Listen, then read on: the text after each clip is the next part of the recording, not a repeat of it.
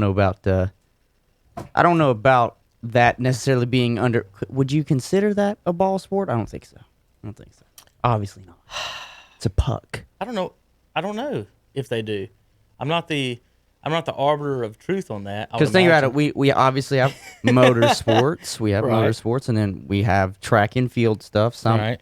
but then would you consider shot put a ball sport? Don't they just throw a really heavy ball? Oh God. Oh God. I didn't We're going down the rabbit hole today. You've But that you've is done a good something. question though about hockey. Do they consider hockey one of the ball sports, even though it's technically a puck? Field hockey, I think, is played with a ball. Hunter. Oh my I was God. not prepared for this. Listen, this line Kevin, of this is what the questioning. people tune in for. This is high quality conversation Oh, that God. everybody must know. We are essentially educating the people along with ourselves. Is hockey considered a ball sport? Hockey, except for ice hockey. Okay. So ice roller hockey. hockey, yes. Okay. Field hockey, yes. Not ice. Not ice hockey. It is not considered a ball sport. Well, geez, NHL. This is according to Wikipedia, of course. You know that can Well, be when does true or not true. Wait. Are you insinuating that the internet lies? Hunter, I'm gonna take you. I'm gonna take you on a journey Yeah. to the past. To the past. When you Alright. had to look at almanacs. Well, that's true too. One thing, so, I would say growing up, my age of people, my cousin and everybody, you got to think of all the things that I'm gonna go through the technology that we went through. All right, we had VCRs, Mm-hmm. 8 tracks when I they had first VCRs started. too, but yes. 8 tracks when they first started VCRs. Some of the folks had beta. That was in the 80s. When the internet came along, it was dial-up. And I don't know if you've ever had dial-up or anyone your generation has, you would slit your wrist. Mm-hmm. You guys lose your mind over having 3G instead of 4G. Oh, my God. Like, folks, you would, Whoa, but now we got 5G. so, Hunter, you would type in ktcbroadcasting.com and hit the enter page. Mm-hmm. And then about a minute and a half later, after you went to the bathroom, Yeah. got you a drink, you came back to your computer, the page may be You up. better hope nobody answers the phone either. Right. So that was another thing. You know, people call on the phone if you didn't have the split lines. Mhm.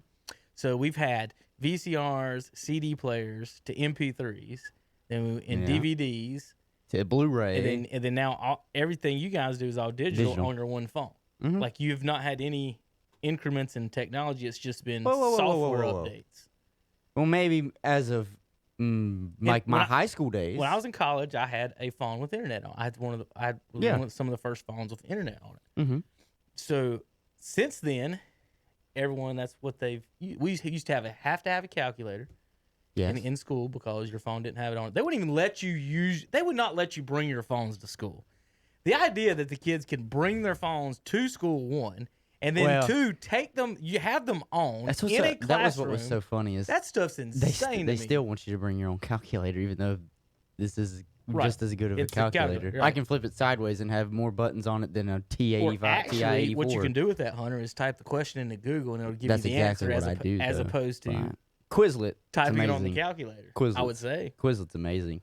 But you know, all those different types of technologies that we've had to learn and know how to do. So, and I had even in the- VCRs, even in the- CD players, DVDs, Right. Blu-rays, and then it wasn't until high school that the iPhone was even a thing. Right. So think about a guy. One of the guys. You I had know, one iPod of our Touches, drivers, we had. but- I got an iPod in school. Yeah, I had an iPod in college. I had the little Nano. That was my first one. The little one you could clip I've on. got the original one. The original iPod. I got the original iPod. And I think I had a Zoom at one time. People remember that? But Hunter, like, your generation will never know about making mixtapes. Digital mixtapes, but So like, Yeah. y'all make a playlist now. yeah. It used to be you had to, before there was recording devices at home. What the kids used to do in the 80s was, have you seen the big boom boxes that sit on your head? Those had a recording cassette in it. Mm-hmm. So you would listen to your favorite radio station, and then as soon as you heard your song come on, you had to hit Cassette. record. Mm-hmm. That's how the only way you used to do it. So I've done tape on VCR. In college, I had to learn how to do the editing on real tape. Oh, on the cut the tape. Yes. Yes. Now, luckily they didn't teach us that because it was already out. well, what they said was it was out. Like we weren't using that, but what Yeah. they wanted us to do was know how to do it. So we spent the first 2 weeks on Cutting on the tape. old stuff. Literally cutting tape. Right. Yeah, and that's not. Splicing it together. This stuff is so much easier. The digital stuff, as Oh, far yeah. as the broadcasting, it is. But yeah, it's funny to think about the kids and things that you guys don't know how to do. It's not saying you couldn't do or how to do. Mm-hmm. If I gave a lot of kids your age a rotary phone, would they be able to dial? Would they know what to do to dial the phones and let the circle come all the way back around? If your grandmother still had it in her house, then yes. Right. You used to have to dial the operator before you didn't dial a number. Operator, How about this? get me now. You know, phone numbers start out 704, but you got to dial 1704. There was a point you didn't have to dial 1, and there was definitely a point we didn't have to dial area codes. You just did the. You just typed in the number.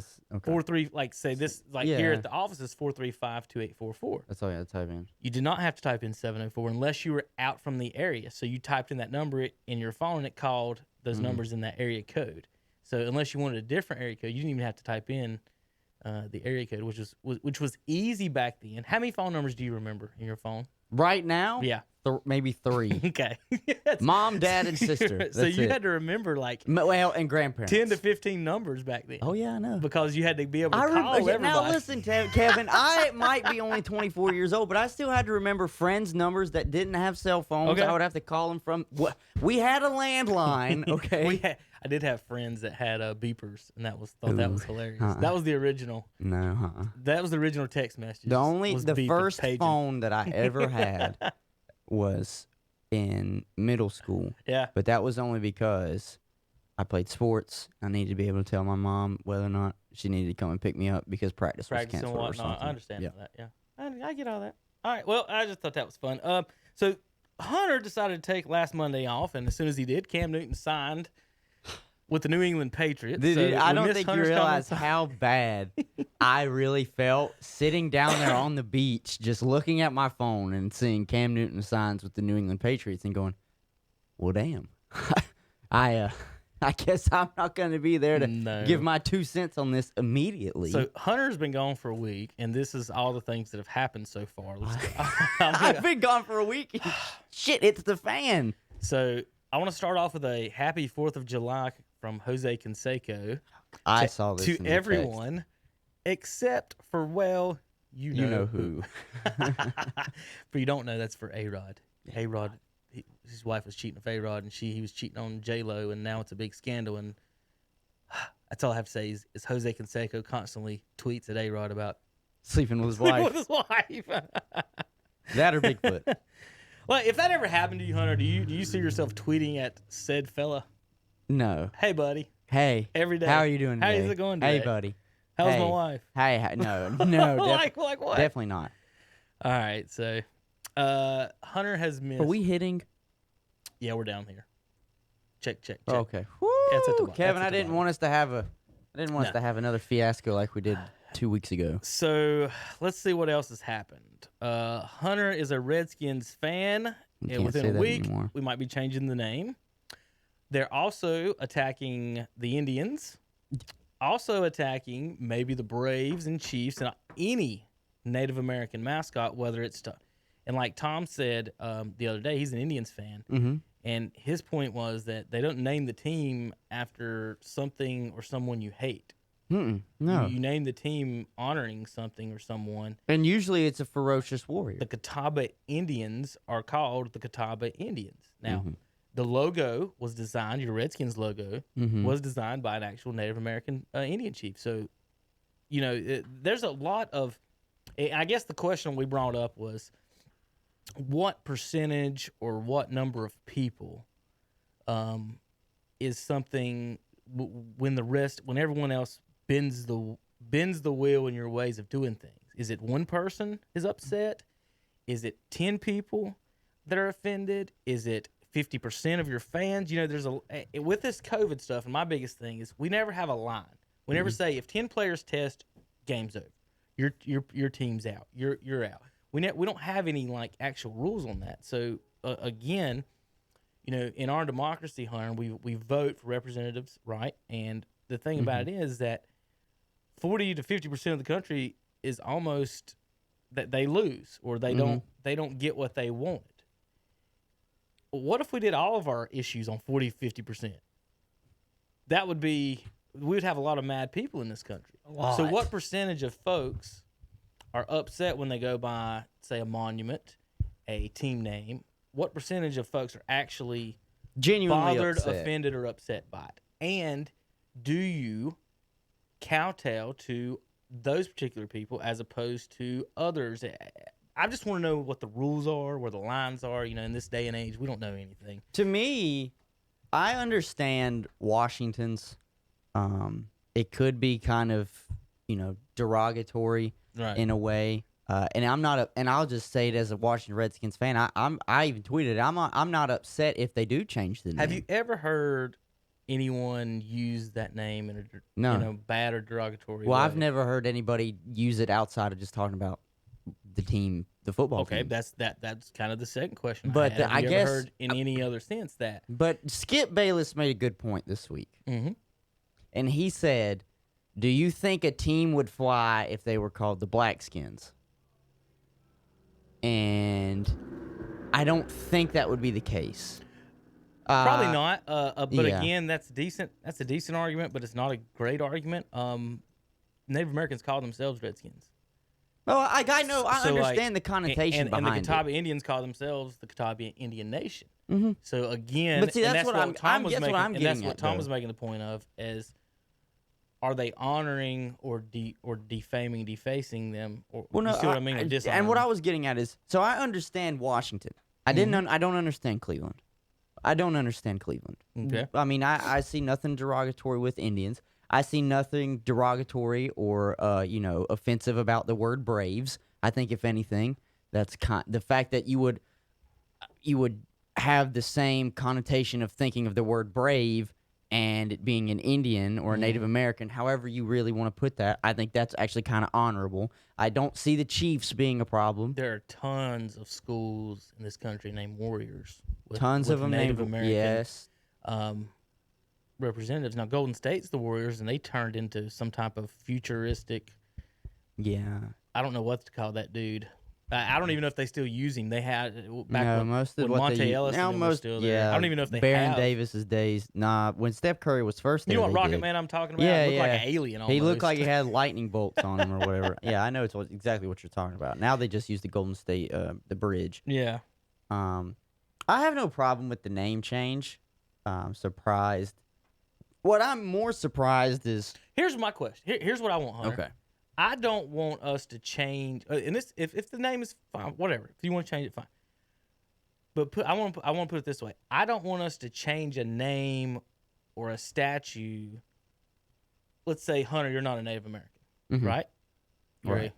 Correct. a Caucasian American, as far as I know. Yes. I don't think we should have to take down team names, monuments, whatever, if a person of your stature is offended and a Native American is not.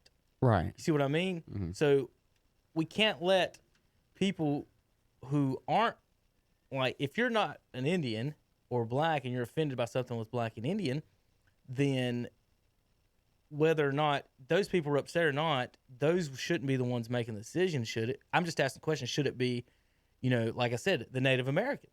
Ask them, not poll all Americans, poll them or ask them, not ask Redskins fans. You know what I mean? Is what I'm getting at. Is like the offended people should be the ones that are pressing the issue and making a decision, I think, as opposed to the people who aren't offended or don't have anything to do with it. I don't know. It's a weird situation, and the fact that, like I said, we all know don't say certain words, but like you've said, you've never even heard Redskins outside of the content of the football team, and I haven't either. I'm 10 years older than you, 15 years older than you, and so it is kind of weird. Growing up, we played Cowboys and Indians. All kinds of kids did. I don't think they do anymore because they don't even show cowboy movies anymore. I guess that's where we all got it from growing up. Is you and your 5 channels, you watch Gunsmoke or Bonanza or something. But Well, Kevin, we live in the 21st century of the offended. So right. it doesn't.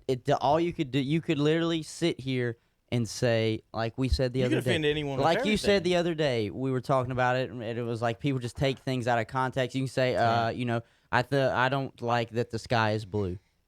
And then people could get offended by that. Well, you don't like that the sky is blue, Right? And it's like that's your own personal opinion. And being offended is feelings.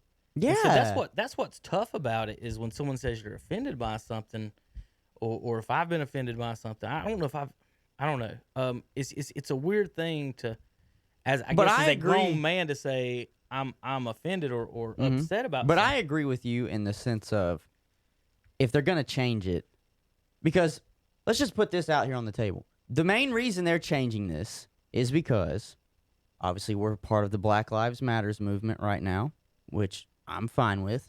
They're starting to get a little flack and a little heat because there's already been heat. They've already kind of messed with them in the years past. Mm-hmm. There've already been times where they've said, "Hey, could you possibly change the name?" And now that we're at this time, what hurts and can force anybody to do anything is money.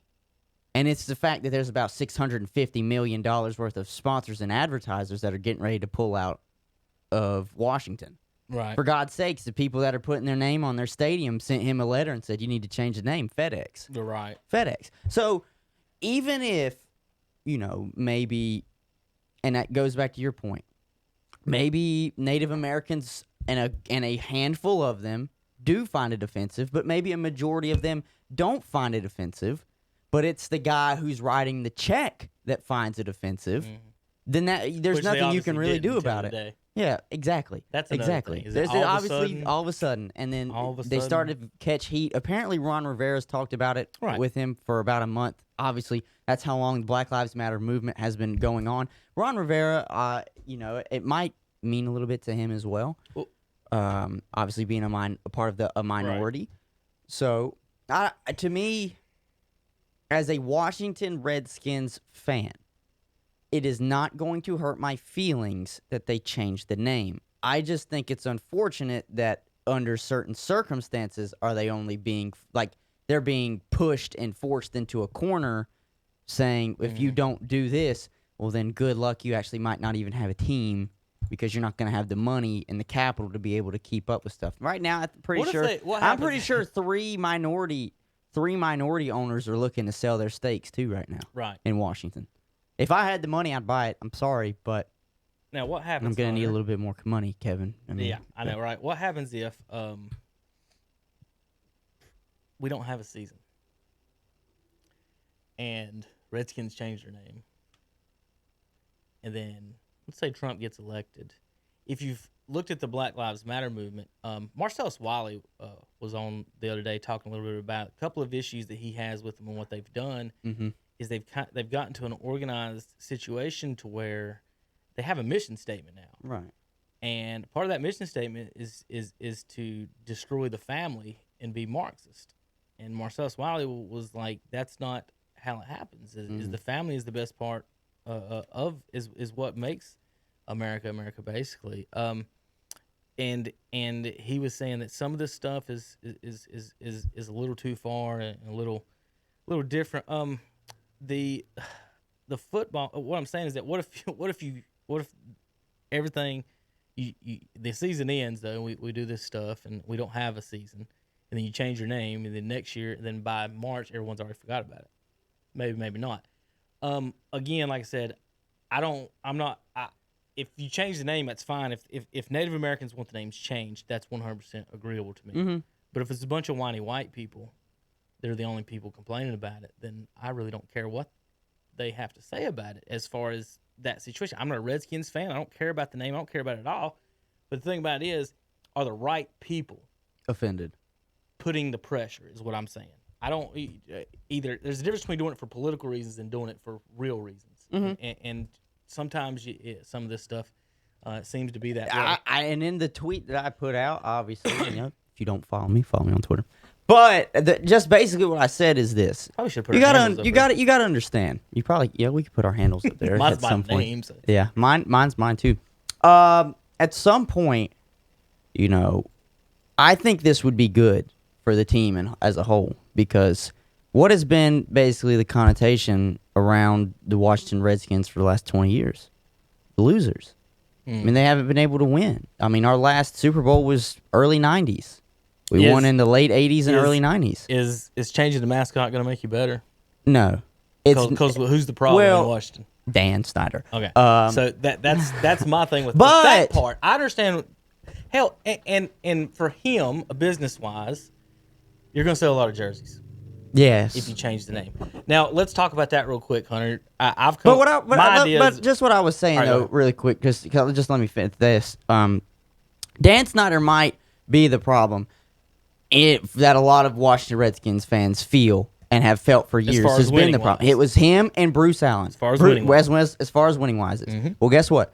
One part of that equation is gone. Bruce Allen. We know deep down Dan Snyder's not going anywhere, but the better of all of them is Ron Rivera, and the fact that he's come in and as of right now, he's still the general manager. He's the general manager. He's a Bill O'Brien right now. He's the head coach, but he's also the GM. He's the one that's calling the shots. And so with him to have, because there's one thing you can like Ron Rivera or you can dislike him, but you can't take away that he's not a leader and he's not a good man. So I feel like with him being in the front office, we have the young quarterback. We have the young defensive end that a lot of people have Hall of Fame hopes for. We have just a young nucleus as a team as a whole. What would it hurt to just basically do a total rebrand? We see teams do it with jerseys every some years. They just do a different rebrand. We haven't had new jerseys since God knows when. Okay? But I'm just saying, maybe the rebrand, and it seems like Dan Snyder is kind of taking a step back and letting Ron Rivera run the show a little bit like how he wants to. Maybe this wouldn't be a bad thing. I'm not saying we're going to see immediate success, but let's say they do go with the name Red Tails. I know that's a name they've been throwing out there. Washington, you can still use the HTTR hashtag. Nothing really has to change. If you want to keep the colors, you can keep the colors. But to me, then we could turn over a new leaf and say the first season of the Red Tails, we at least go 8-8. That's already a better start than we've gone on for the past 20 years. Yeah. So that's just, to me, it could be an opportunity to turn over a new leaf and to give first of all, revitalize a fan base. You might have some people leave because they'll be so stubborn and upset that the name changed that they'll be like, I'm going to root for a different team. Okay, cool. You've been rooting for this team for 30 years, nothing changed but the name. You're getting a new stadium, because that's what the biggest problem is right now. That is really what's putting Dan Snyder's feet to the flame. He's trying to move it into D.C., but he needs FedEx with him. He needs all these investors with him, and for them to allow him to go more closer into D.C. He needs that kind of capital around him. But think about it, though. If he makes all these moves and all these changes to placate these guys with the money, and then they don't have a season. Oh, well, no, for me, but I'll be honest, I would much rather them say, this will be the final season as the Redskins, and we're renaming them next year. I don't think they're going to do it. So I know they're. I've read somewhere it's done. I read somewhere that said essentially around the league they've been murmuring, said it's done. It's just not public yet. Why don't they just? And I would like when teams. Just think about it. Man, then they're gonna have to print off you lose so much money in merchandise that you've already printed off. For God's sakes, the NFL. What was it? No, Nike took your whole jerseys off their own website. I thought that was stupid as shit. I'll just be honest. Well, Nike is as big as hypocrite as it can get, along with all the players in every sport who has a shoe deal. You're selling your shoes basically off slave labor for the most part, and it's not. They're True. not 100. They're not slaves, but they're getting paid pretty bad. Yeah. And it's sweatshops. Let's just call it what it is. And so Washington is making Nike's making millions of dollars in sweatshops. They've sold millions of dollars in Redskins jerseys up until this point. So what made them change? And whether or not, and that's what everybody want to know, and who's making those changes. So the questions are they going to change the colors too? Are they going to try to tie it in at all with any type of Native American thing? It seemed like maybe they wanted to.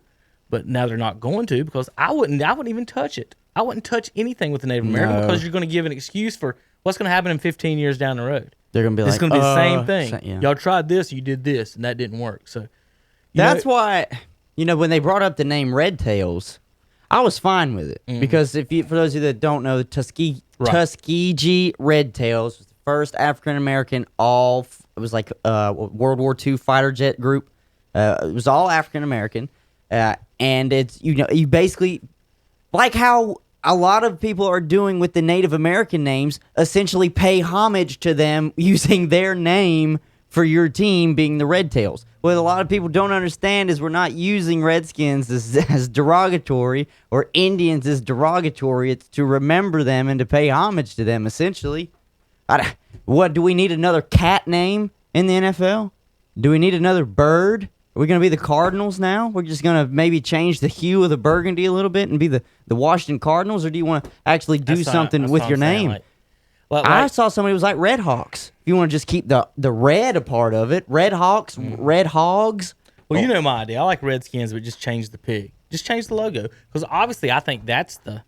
I think the logo is what's getting it. I think the logo is the issue. And what's bad about it is, that, like I said, a Native American designed the logo. It's not some racist white dude or whatever you want to call him or whoever designed the logo. It was the actual Native American designed the logo. So I don't know. I don't have any answers for it. I just want it to be done, kind of like the Cam Newton thing. Let's not wait 6 months. No. If you're gonna change it, treat it like a Band-Aid and let's get it over with. Just rip it off. If you're gonna change it, rip it off. Don't be like, I know I said I would like them to wait just for another season because I think logistically and stuff, I think it would be perfectly fine for them just to kind of, this is the going away party. This is the final season. You know how people have their retirement season, their retirement tour. I'd like to see that if it's essentially done, but if it's already set in stone and they're done with it, I don't see them.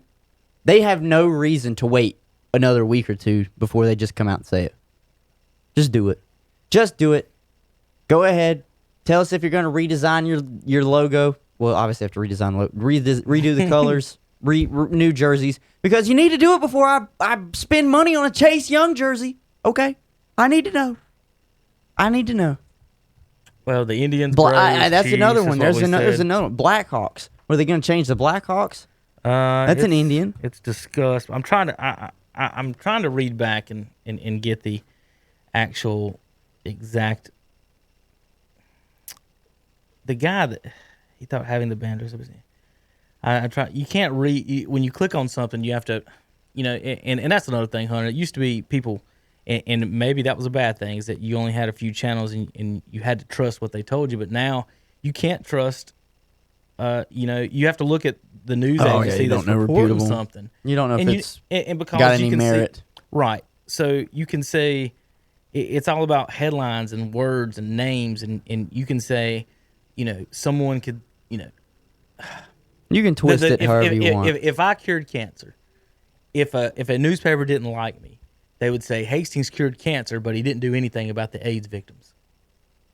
That, or they would twist it and Wouldn't say, that be like how that, or they would say greedy Hastings curing cancer. Hastings to make billions off curing cancer victims. Mm-hmm. Instead of words, this guy's going to cure. It's just words. Right. It's the way people spin it. It's the narrative that they want to paint. The current logo was proposed by Walter Wetzel, a Blackfeet tribal chairman and past president of the National Congress of American Indians, was introduced in 1972 and is modeled after the likeness on the buffalo nickel. So, members of the Blackfeet tribe express a range of opinions on it, from support to indifference. Advocates of this is all about changing the name and all this other stuff. But I did want to read that it was designed by an actual Native American member of the Blackfeet tribe. So there you go. Yeah, it's a question as far as mascot. Just if they change them, how about we just change them and never talk about the other stuff again? Because we've moved on. Mm-hmm. But obviously, Hunter, with things that go in this country, people don't move on. Mm-hmm. We talk about things that happened 150, 200 years ago in this country that people now today don't have anything to do with. So if you do change your name to the Red Tails or the Road Runners or the Walruses or whatever you want to change your name to, will they still talk about your team like that forever. And I think I don't know. I think they will. I think they'll still. They didn't want to change the Redskins' name for 20 years. It's just so stupid playing these games sometimes. But all right, so Hunter missed that. So a couple other announcements as far as the NFL goes. Let's go across them real quick before we get to Cam. Do it. Patriots offering free parking for home games. I don't know if that's a big deal. Okay, nice. The NFL players don't want any preseason games at all. Don't blame them. And then did you see the news on Kaepernick? And this is going to make everybody question what's going on, of course. Oh, his deal with Disney. He signs a deal with Disney. Who does Disney own? ESPN. Like, they haven't been talking about this for years. And now ESPN is the full-time employer now of Kaepernick, making a movie about it. Honestly, I just wish someone would have signed him and let him play, because I don't even think I never thought he was that good for this to be an issue. He was what, 3-16 his last 19 games. Hasn't won a playoff game since I think 2015. When they went to the Super Bowl.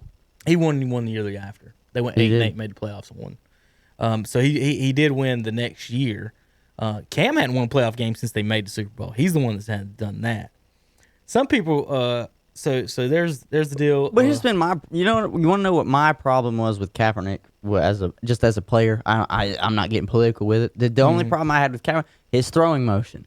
I hated his throwing motion. It was so long. I mean, people used to say it about Tim Tebow's throwing motion, how it's so long and it takes forever as a windup. Same thing with Cam. There's no accuracy to it. No, none. Let me put it this way: just from throwing a football, the shorter your motion, it looks like a shot put though. The shorter your motion, the better you'll throw the ball. Anytime, any extra bend, any extra twist in your elbow, anything like that, it's going to affect accuracy, because it's tough to duplicate that every single time. You know what makes me so mad too when I hear them talking about Colin Kaepernick, and they were essentially saying that he was the start of how these mobile quarterbacks are now, as if Michael Vick wasn't a damn thing. No, it's Hunter. As if they do this every 10 years. I mean, Randall Cunningham was the ultimate weapon. If you want to say who started it, he started. Cordell Stewart was the first one who could play multiple positions. Cowher already had a quarterback who could complete passes. He moved him in and out of different spots a lot. Played quarterback, played wide receiver. He was a wide receiver in the Super Bowl. The running quarterbacks, for as far as success-wise, well, most successful one is Steve Young. So let's look at those. So Doug Williams was kind of a running quarterback, but in that championship, Timmy Smith had 220 yards rushing. It wasn't Doug Williams. Steve Young was a fairly good running quarterback, but you know what Steve Young did do in the Super Bowl? He threw 6 touchdowns. That's a pretty good. Steve Young started to get to the point where he couldn't run as good, so he had to throw. And so none of these guys have ever thrown 6 touchdowns in a game. Steve Young's probably the perfect example of someone who learned how to pass great. He went from not passing good to great passing.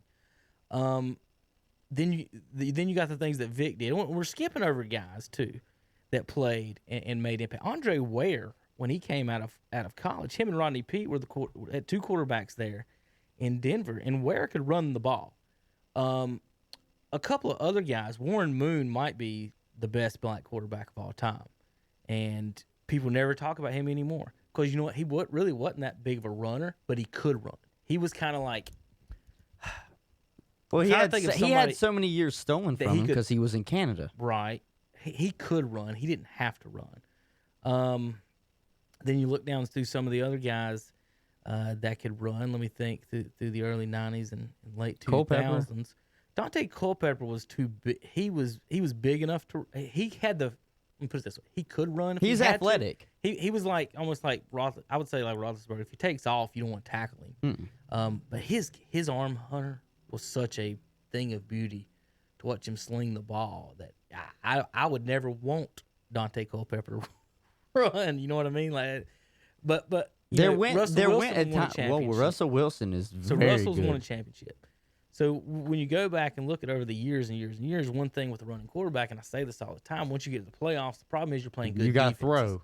You got to throw. You have to, because good defenses do what? They stop the run. What did Tennessee just due to Lamar Jackson, the MVP. What do good defenses?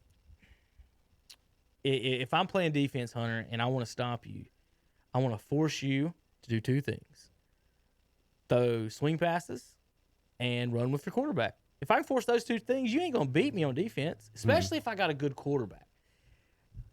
This is not real football, but in intramurals, I used to tell my defense, if you guys make one stop, we should win. If you make two stops, we will win, because I'm gonna score. Y'all just need to make a stop. And so when you got a good offense, you need to make some stops there in the playoffs. You play these guys in the boxes get tighter. It's tough to win and run. Think about if you're a running quarterback, Hunter, say Lamar Jackson, and you go play, let's say, the Packers. Now, who's in the Packers division? We've got Stafford, we've got Trubisky, we've got Kirk Cousins. They're immobile. They don't practice to guard a quarterback running. Mm-mm. So what happens in the regular season, Hunter, is that you'll have running quarterbacks will steal regular season ball games. They can't steal them in the playoffs because you're playing a regular season game in which the other team hasn't prepared as much as they can. And they also, it's not, when you're playing in the regular season, Hunter, I would guess some guys aren't as intense as others. I would guess that.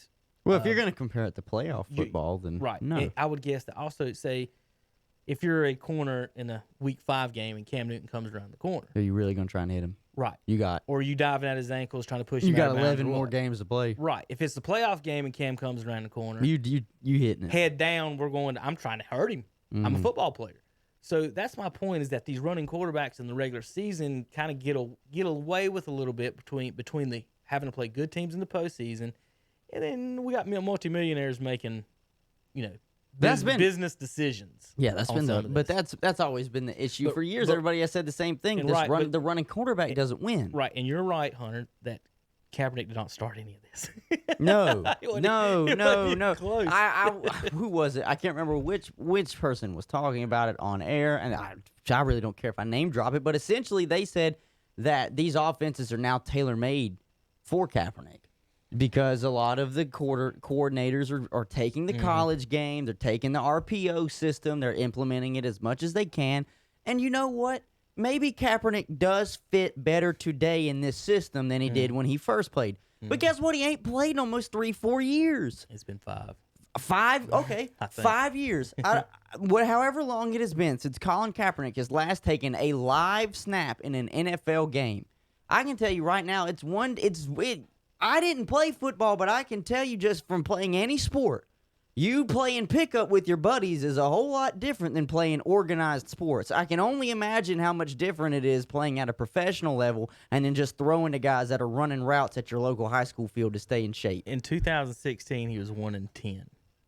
Was his last year. And then that was when he was 29 years old. He's now, Hunter, 32. And 30. He'll be 33 in about 3 months. So basically he'll be 33 this season. He's only had, here's his record as a quarterback. First year he didn't start. Second year he started 7 games, went 5-2. His third year he went 12-4. And then the fourth year he went 8-8. Fifth year 2-6, and the next year 1-10. You know who his head coach was though when he went 12-4? It was Harbaugh. Yeah, it's Jim Harbaugh. He had Jim Harbaugh for those years. Did they fire Harbaugh? Is that what they did? Did he leave for Michigan? I think he left because he wanted more say in how the 49ers did things. They didn't want to give him that kind of power. So he went to Michigan where he has the power. Again, I think we're in this Cam Newton situation where we look at this 1 year and say he had a good year and his team went 12-4, but we don't talk about his team being the number 1 or 2 defense in the NFL that year.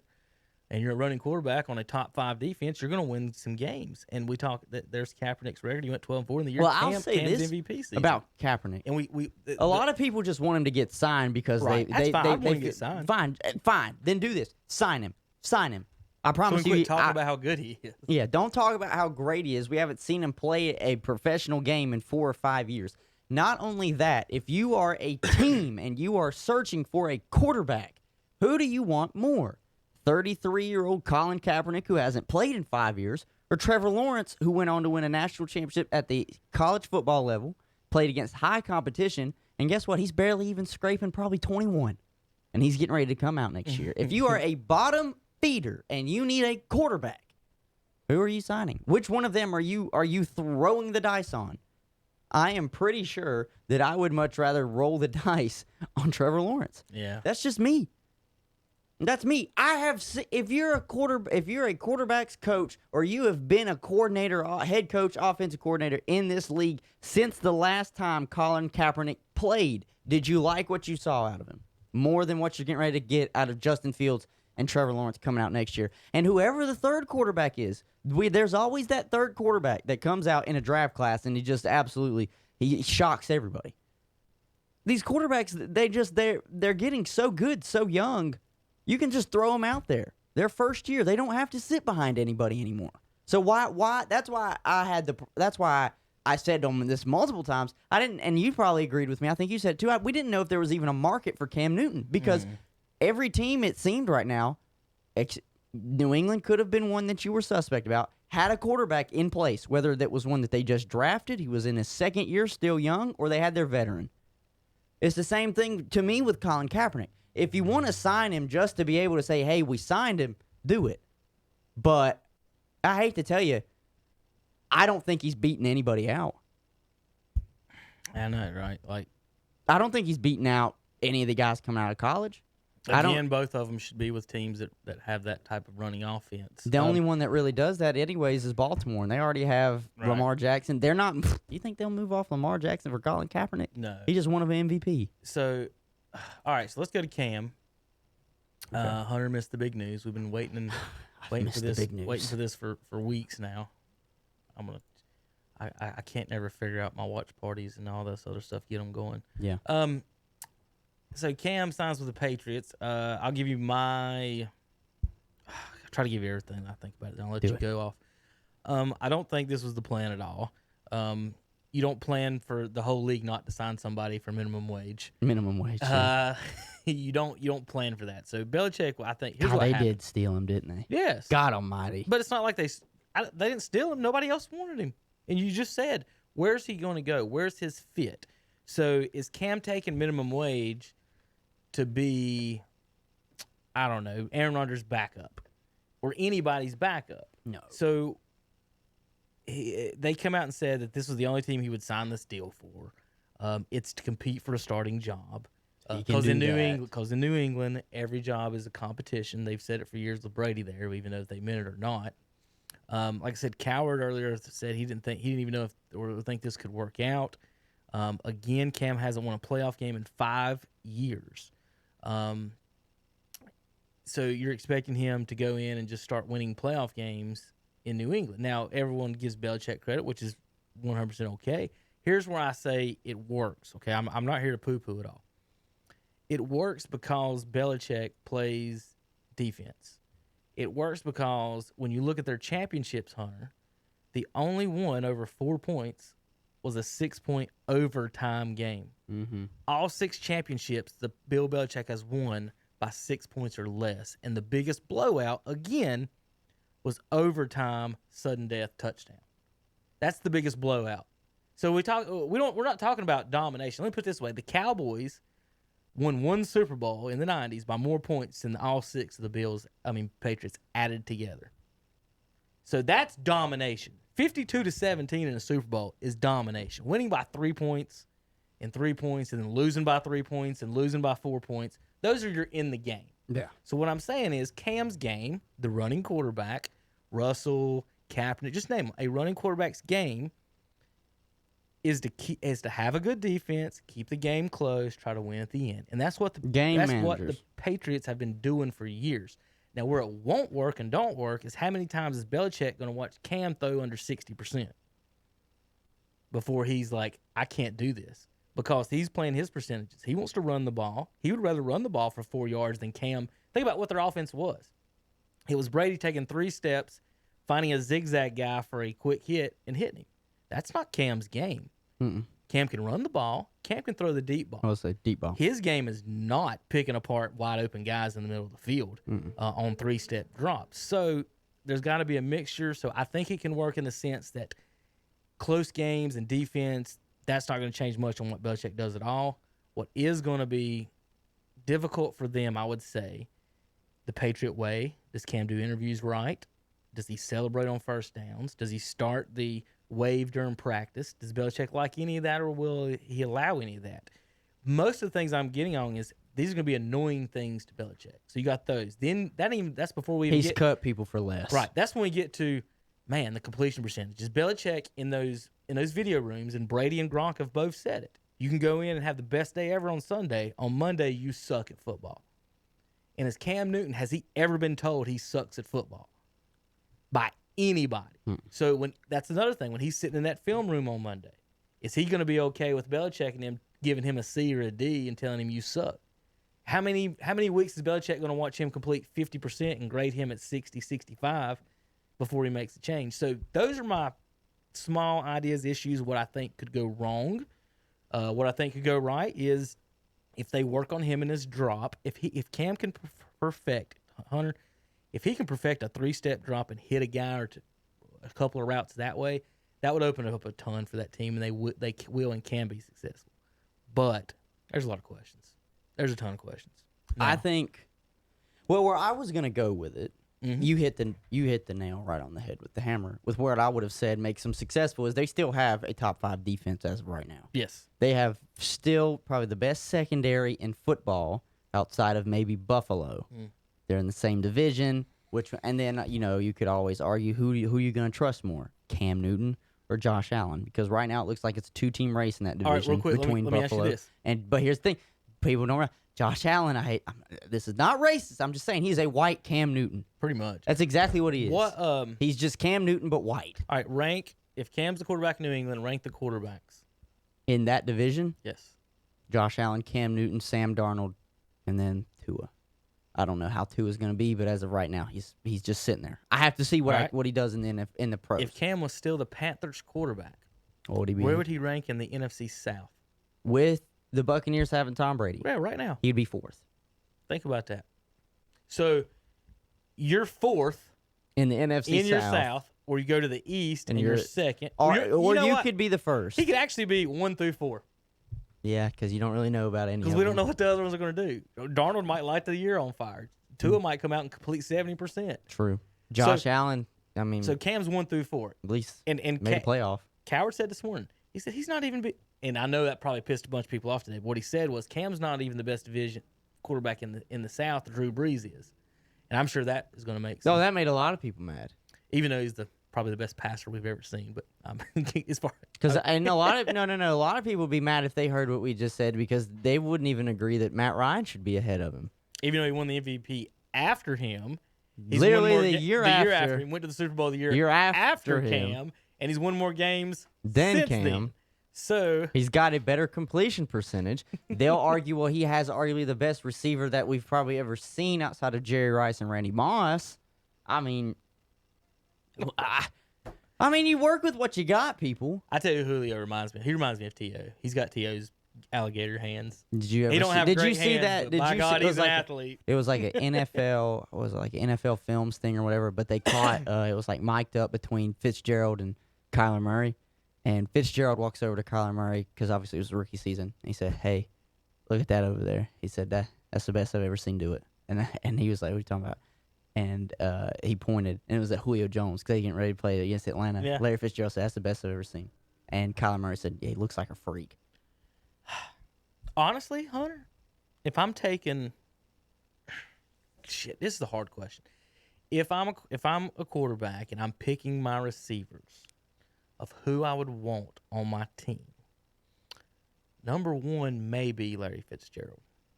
We don't drop a pass. There you go. He's got more tackles than drops in his career. There you go.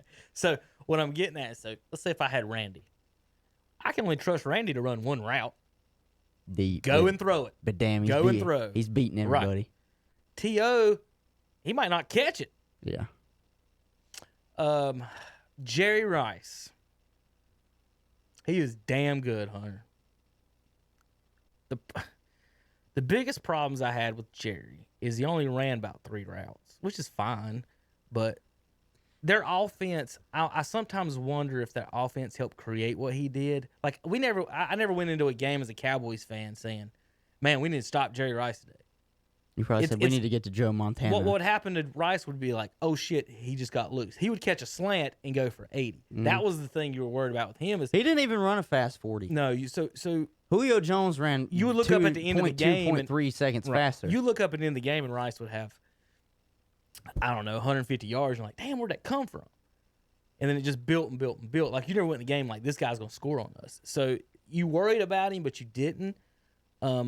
I don't want to poo-poo Jerry Rice at all. But to me, as a quarterback, if I'm throwing it, the most reliable, best receiver that I know he can go deep, he can run any route, is Larry Fitzgerald. He really is. He's damn good. Chris Carter would be very close, but I think Fitzgerald was just a little faster, maybe a little bit better than Chris. But Chris was like, he didn't miss it either. Like, if I had my choice, if I had both of them, oh god. See, Culpepper had Randy Moss and Carter on the same team. Still didn't win. So what you did, Super Hunter? Bowl. I need to go back and look at that, see whose fault that was. Kicker. Blame the kicker. Well, it was. He missed it, but damn, it was 30 points given up before that. So who do you blame? We always blame the kicker, right? Let's see, 1999. Well, while you look that up, I guess I'll just finish up. Real quick, what I was going to say go about ahead. And I'll let you finish. Okay, he had Culpepper and Moss. So what you do is that, Hunter, you take 2 steps and you look at Moss. Yeah. Does he got his man beat? Yes. I throw it? No. Okay. If I say no, I just Carter. swivel to the other side. Chris Carter. I don't even have to look to see if Chris Carter's open. I'll put it in that vicinity because if you can get the ball in his area, he'll catch it, and that's so valuable as a quarterback, is to being able to trust a receiver to be able to say, "I'm going to toss it up, and I know this joker's going to." If he doesn't catch it, the worst thing is he's going to knock it down. Right. All right. So finishing up just with Cam going to New England, success I think can be found through the defense.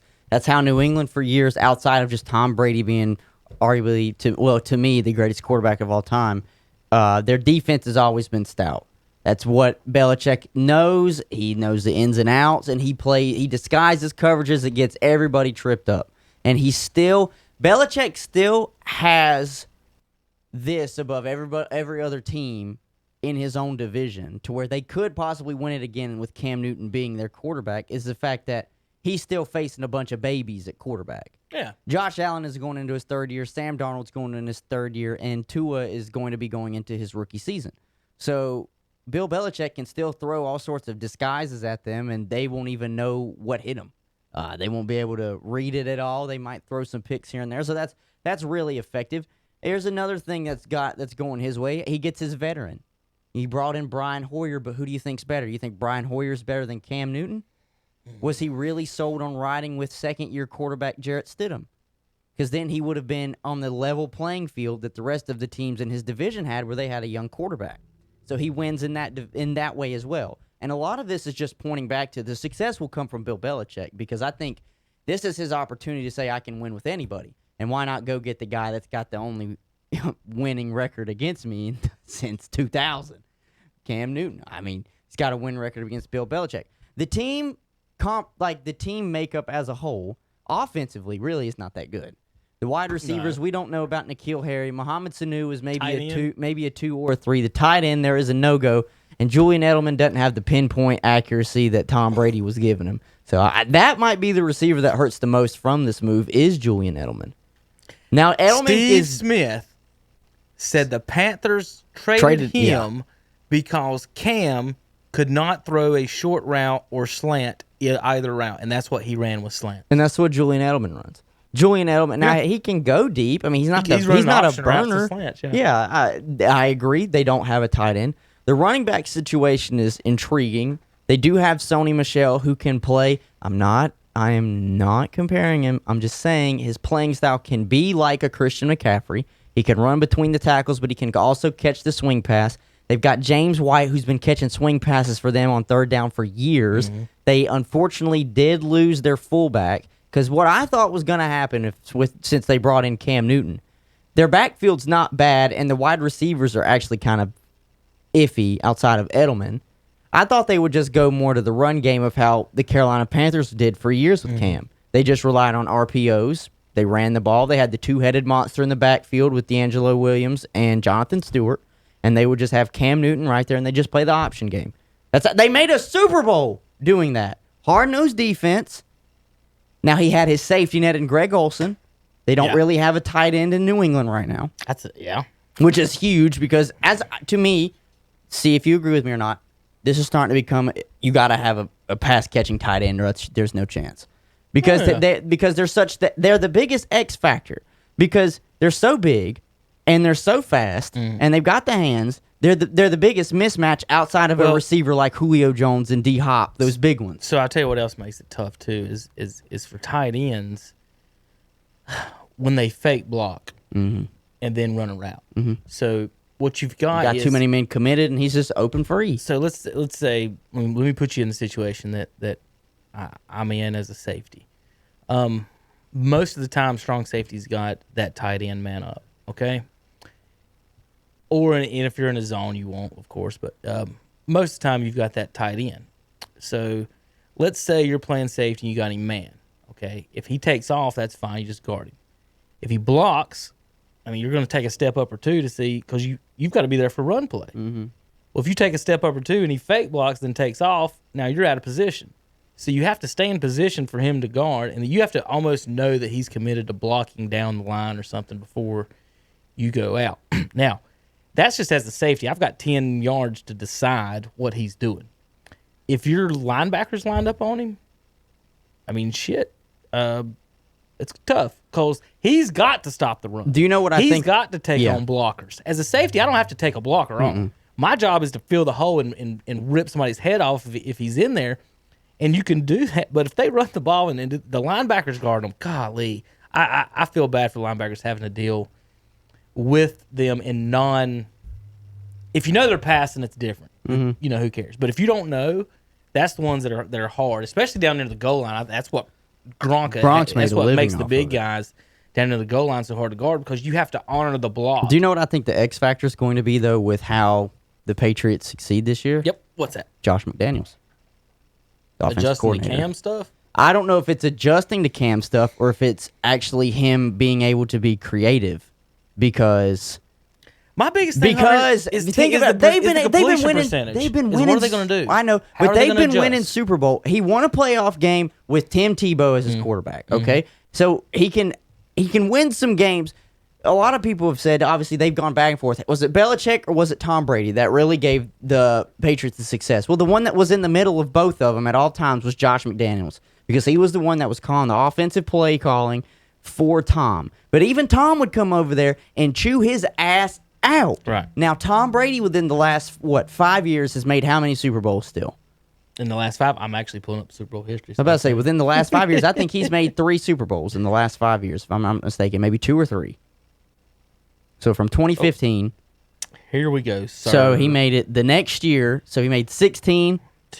He's made 3 of the last 4. He's made 3. So, okay, he's made 3 out of the last 4. Josh McDaniels has been his offensive coordinator with a statue, and has made 3 of the last 4 Super Bowls. 4 out of the last 6. 4 out of the last 6. We could keep going because they've made even more. Oh, yeah. I mean, we could just keep going. So, to me, that the X factor is not can Josh McDaniels get used to Cam Newton. It's maybe this makes Josh McDaniels' play calling where he can actually look at the playbook and say, oh, wow, there are other pages that were catching dust because I just couldn't use it with Tom because he couldn't fucking move. Now he's got the opportunity to where he could really open up and be creative. That's where I think there could be some success as well, because if you go back and look at every offensive coordinator that Cam's had in Carolina, Josh McDaniels is already 2-3 times better than them. You had an aging North Turner who they basically sat on the side after one season. They said, listen, man, they said, look, no, you're just going to be kind of like a consultant for what we do on offense. Weird thing. So every offensive coordinator Cam's ever had, this is the best offensive coordinator that he will have had. So I think the biggest question mark out of everybody is going to be Cam in general. Mm-hmm.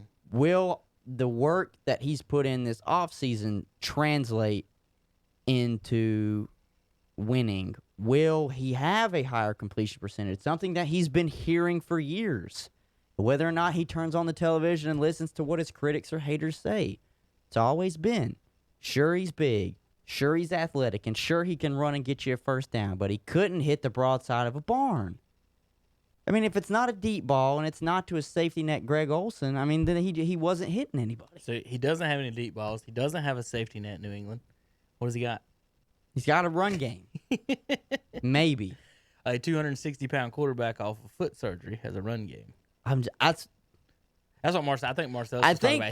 He's 260 pounds. So I think LeVar Arrington is the one who was negative on it. He said he weighs 260 and just had foot surgery, guys. Mm-hmm. Like he's not. This isn't something. I think that's the biggest question mark. It's when we're talking about is there going to be some success? I'm not talking about just his injuries. I'm just talking about is it going to be the same Cam Newton we saw the years after 2015, or is it going to come out and be 2015 Superman? He already said that one of the main reasons we know it's probably because he didn't have any other offers. But he said it wasn't for money; it was for respect. Mm-hmm. And if he truly has this chip on his shoulder, then absolutely he's going to come out here and be a force of nature. But if it's just all I'm just trying to get signed, putting those hype videos together, throwing back and forth. Cam is the big question mark. I don't think him and Belichick getting along. It's just Cam in general. Are getting excited about Cam's hype videos. Now Hunter, he could squat 1,000 pounds. Maurice bench press 700 pounds. Yeah, he could do all the workouts like Hercules and Superman. But if you can't complete a pass, does it matter? Is he throwing with a real football right now? Well, I don't know about that. Yeah, he is. I've seen him work. He worked out with OBJ. My thing with Cam will always be, as far as his football playing wise, it is his accuracy. It's not that hard to get a little bit better at that, and I think he could have done, and he hasn't. Maybe Belichick does it. Maybe Belichick changes him, and he does, and I hope he does. If he could get his footwork, it'd be nice. But again, it's just the being a leader of men when you're in the huddle. I just can't see. If I'm in a huddle and this guy's wearing women's hats and scarves after the games, and we get a first down, and the quarterback's over here doing a dance, and we ain't scored yet. And to me, the wide receiver doing a first down, or the running back or something, whatever, you're not the leader. As a quarterback, your job is to what? Score or get first downs? Because first downs don't mean shit for a quarterback. Mm-hmm. If I get 50 first downs and we don't score, it doesn't matter. So you can score 40 points without zero first downs. So to me, it's going to be the score and it's going to be the completion percentage. Will Belichick and McDaniels be able to accept it when he's around 60% as opposed to 65 to 70 on that?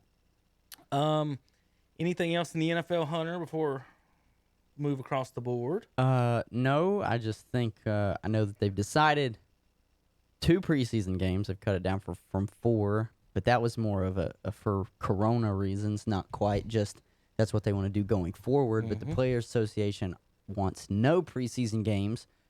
I know they've wanted no preseason games or limited preseason games regardless of Corona or COVID. Right. So they don't have to do work. Yeah. Well, I was listening to a talk show on the way down here, and they had Mercedes Lewis on there. And he spent a lot of years with the Jags. I think they said his 12th or 13th season. Breaking NFL news. What are the ooh. Pat Mahomes signs 10-year deal. That's stupid. On both parts. Kansas City and Mahomes. You don't sign more than a 5-year deal. Dude, he's stuck. He's signing a 10-year. He is stuck. Contract extension. They haven't released how much, have they? No, it doesn't. $35 million a year, $40 million a year. Think about it. If so it's 10 years, $400 million. They're giving him $400 million. I don't know how much is guaranteed though. I don't think it really matters, really. Well, Hunter at $400 million, he could buy the FedEx part of the Redskins ownership group. I think they wanted $600 million is what they were in for. I think it's like 620. Well, I don't know how much Yeah, FedEx he's was getting in. Close. He's close. Damn. 10 years. Yeah, but even then, you ask Bryce Harper if he's happy about his 10-year deal. Yeah, don't. Jesus. And Mike Trout just signed one too. That's how they're able to get all that kind of money. You don't sign a 10-year deal You're stuck. You're stuck. The bad thing. What makes Bryce Harper's the worst? There's a no trade clause in it, so he's stuck with the Phillies. Well, they can trade him, but he has to prove it. Yeah. Well, yeah, but still, he's in. He can't go to them and say, I don't want to trade. Right, if they just suck and are losing. You're screwed, dude. You signed with us. We're giving 10 years. That's tough, man. Well, what? Hunter, how many quarterbacks play 10 years? What is he in right now? He's third? No. He's going on his fourth year because he sat his first year, second year came out, won MVP. Third year won a Super Bowl. Right. A good bit play 10 when you count backing up and all that other stuff. I'm just saying. Well, the rules the way they are now, they could play 20. Ask Tom. Well, you don't get damn hit. So we're gonna be watching Patrick Mahomes, Hunter. It's flinging sideways in the year 2040. Maybe 20 years from now. Maybe. But here's the thing, though. Not many quarterbacks coming out now are just statues. So more than likely, no. Let me ask you another question about today's money. We kind of brought this up Saturday. It's on something else. As soon as we move over to the NBA, I'll get on that. But like, at what point does he just they make enough money and say I'm not going? I think about year 7 when he's made sure he's got a majority of his guaranteed money. He's like, maybe. What I'm saying is, like, I don't know if we're going to see somebody like Brady play 20 years after 10 or 15 and you've got $1 billion in the bank or half a billion. Brady, so he's just wired different. He's just so driven, it seems like, and he still has some sort of chip on his shoulder. He has to have the biggest chip on his shoulder in the world, or else he wouldn't keep playing. You already have 6 Super Bowls. What more do you need? Like, you have eclipsed Montana. He likes playing football, I guess. You have as many postseason throwing records as I can name. You're right. It's not. I think this is all about Belichick. Oh yeah, every bit of it. He wants to just prove that it was him. He wants the recognition. So does Belichick. I think they both do. They both do. 100%. Isn't that just weird, Hunter, that people just can't be happy with winning? This is the Bulls. This is kind of the Bulls situation. You got the GM. You got the GM sitting here wanting credit for Michael Jordan because he traded Bill Cartwright. Well, congratulations, Jerry. Bill Cartwright. Come on, Hunter. That's like bragging about trading for old Mozgov. That Hunter. Think about it. You're the GM of the Bulls. You got Michael Jordan and Pippen on your team, and you're talking about you're the difference because you traded for Mozgov. We wouldn't have won without Bill Cartwright. God almighty. That's how ridiculous this stuff is. The ego gets in the way of every man, it seems, at some point. All right, NBA, Hunter, they're falling like flies, it looks like. Yeah. People are not playing. So one thing I was just talking about a minute ago about getting, at what point are you paid a certain amount of money? So when we look, we was talking Jordan and LeBron the other day, and we're just talking basketball errors. So in Jordan's day, the bench warmer, how much was he making? Nothing. $1 million at the most? Maybe. At the most. Maybe. Pippen wasn't getting that. He wasn't a bench warmer. So think about that. So if you're getting $500,000 a year, and your job, Hunter, is to get rebounds and play defense, right? We're not asking you to score 20 points. No. When Michael Jordan comes to the lane, all 6'6", 190 pounds of him, what are you going to do? You going to foul the shit out of him? You going to pound him? You going to let him dunk on you? Or you going you know what I mean? Yeah. You've got 5 fouls. There used to be a thing in the NBA. I got 5 fouls to waste. Like, so that was the thing with the Bulls, and Kenny Smith come on and said that the Bulls probably couldn't have beat the Rockets because of their size. But the thing about it is, the Bulls had 3 7-footers. Right. Guess what? How many fouls they had, Hunter? 15 total. Total. That's what they did. That was their strategy. They said, all right, Shaq, see if you can out free throw Michael Jordan. Because Jordan was getting the same number of free throws as whatever center you wanted to roll out there. And you think they're out shooting Jordan at the free throw line? No, he's shooting 90%. Yeah, no. So today, Cody Zeller makes $10 million. To do what? Do you think Cody would, when LeBron drives the lane, Hunter, 6'9", 250 pounds of him, is the $10 million backup center now using his body to cling into him, keeping those 2 points off the board, or is he making a business decision and saying, I'm not getting running over, I got $10 million to make next year. So at some point, the bench warmers, the stars are going to make their money. But when the bench warmers are paid too much to get 3 points a game and 5 assists, if you're getting $10 million and you're getting 3 points and 5 assists, and your good job is to foul LeBron, and you come out of the game with 2 fouls, that's the point I'm making, is that I'm not saying they're soft, but they're being smart with their money. And that's fine. I understand. You don't want to take a charge. Would you want to take a $50 million charge? Think about it. If I take this charge and I get hurt and I don't get my next contract, what about, look at the little guy. What was his name? Isaiah Thomas. Lost how much money? A ton. He lost a ton. $50 million? Back is nothing to play about. So if you take a charge, you could cost yourself $10 to $50 million. That's not what it used to be. If you took a charge, you'd be hurt for a week, come back next week. You're good. You better tape up and foul Jordan when he comes through the lane. And now the backups, Hunter, are making so much money in basketball, number one. Like, that's a totally different ball game. And that's what the kids, when you talk to kids today, they're like, why is it different? Well, when you went to the lane, I wasn't paid $10 million. I was paid $50. My job was to kick your ass. So that's kind of what they did. And so the NBA are getting back and looking into playing here in the next couple of weeks, but they've got players falling off, Hunter. We'll get into baseball too. The baseball, I don't know if they're going to get started. It's not looking good at all. Well, I just heard they still played a promo today when the radio station I was listening on. 24th start date. Cardinals got, I don't know how many players that's already tested positive. Dude, Atlanta's losing stars. Y'all got people not even playing. Oh yeah, Markakis came out and said he's not even playing. Even testing it. No, Markakis was on the bench by not playing in front of fans. I was just reading the story after he talked to Freddie Freeman, one of our key players who's got it. Got it, right. He said, yeah, he's opting out. He said there's no way he's playing. We might have, my God, enough people freaking get out with COVID.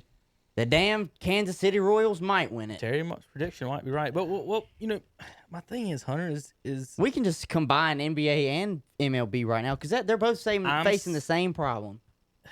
They're facing the same problem.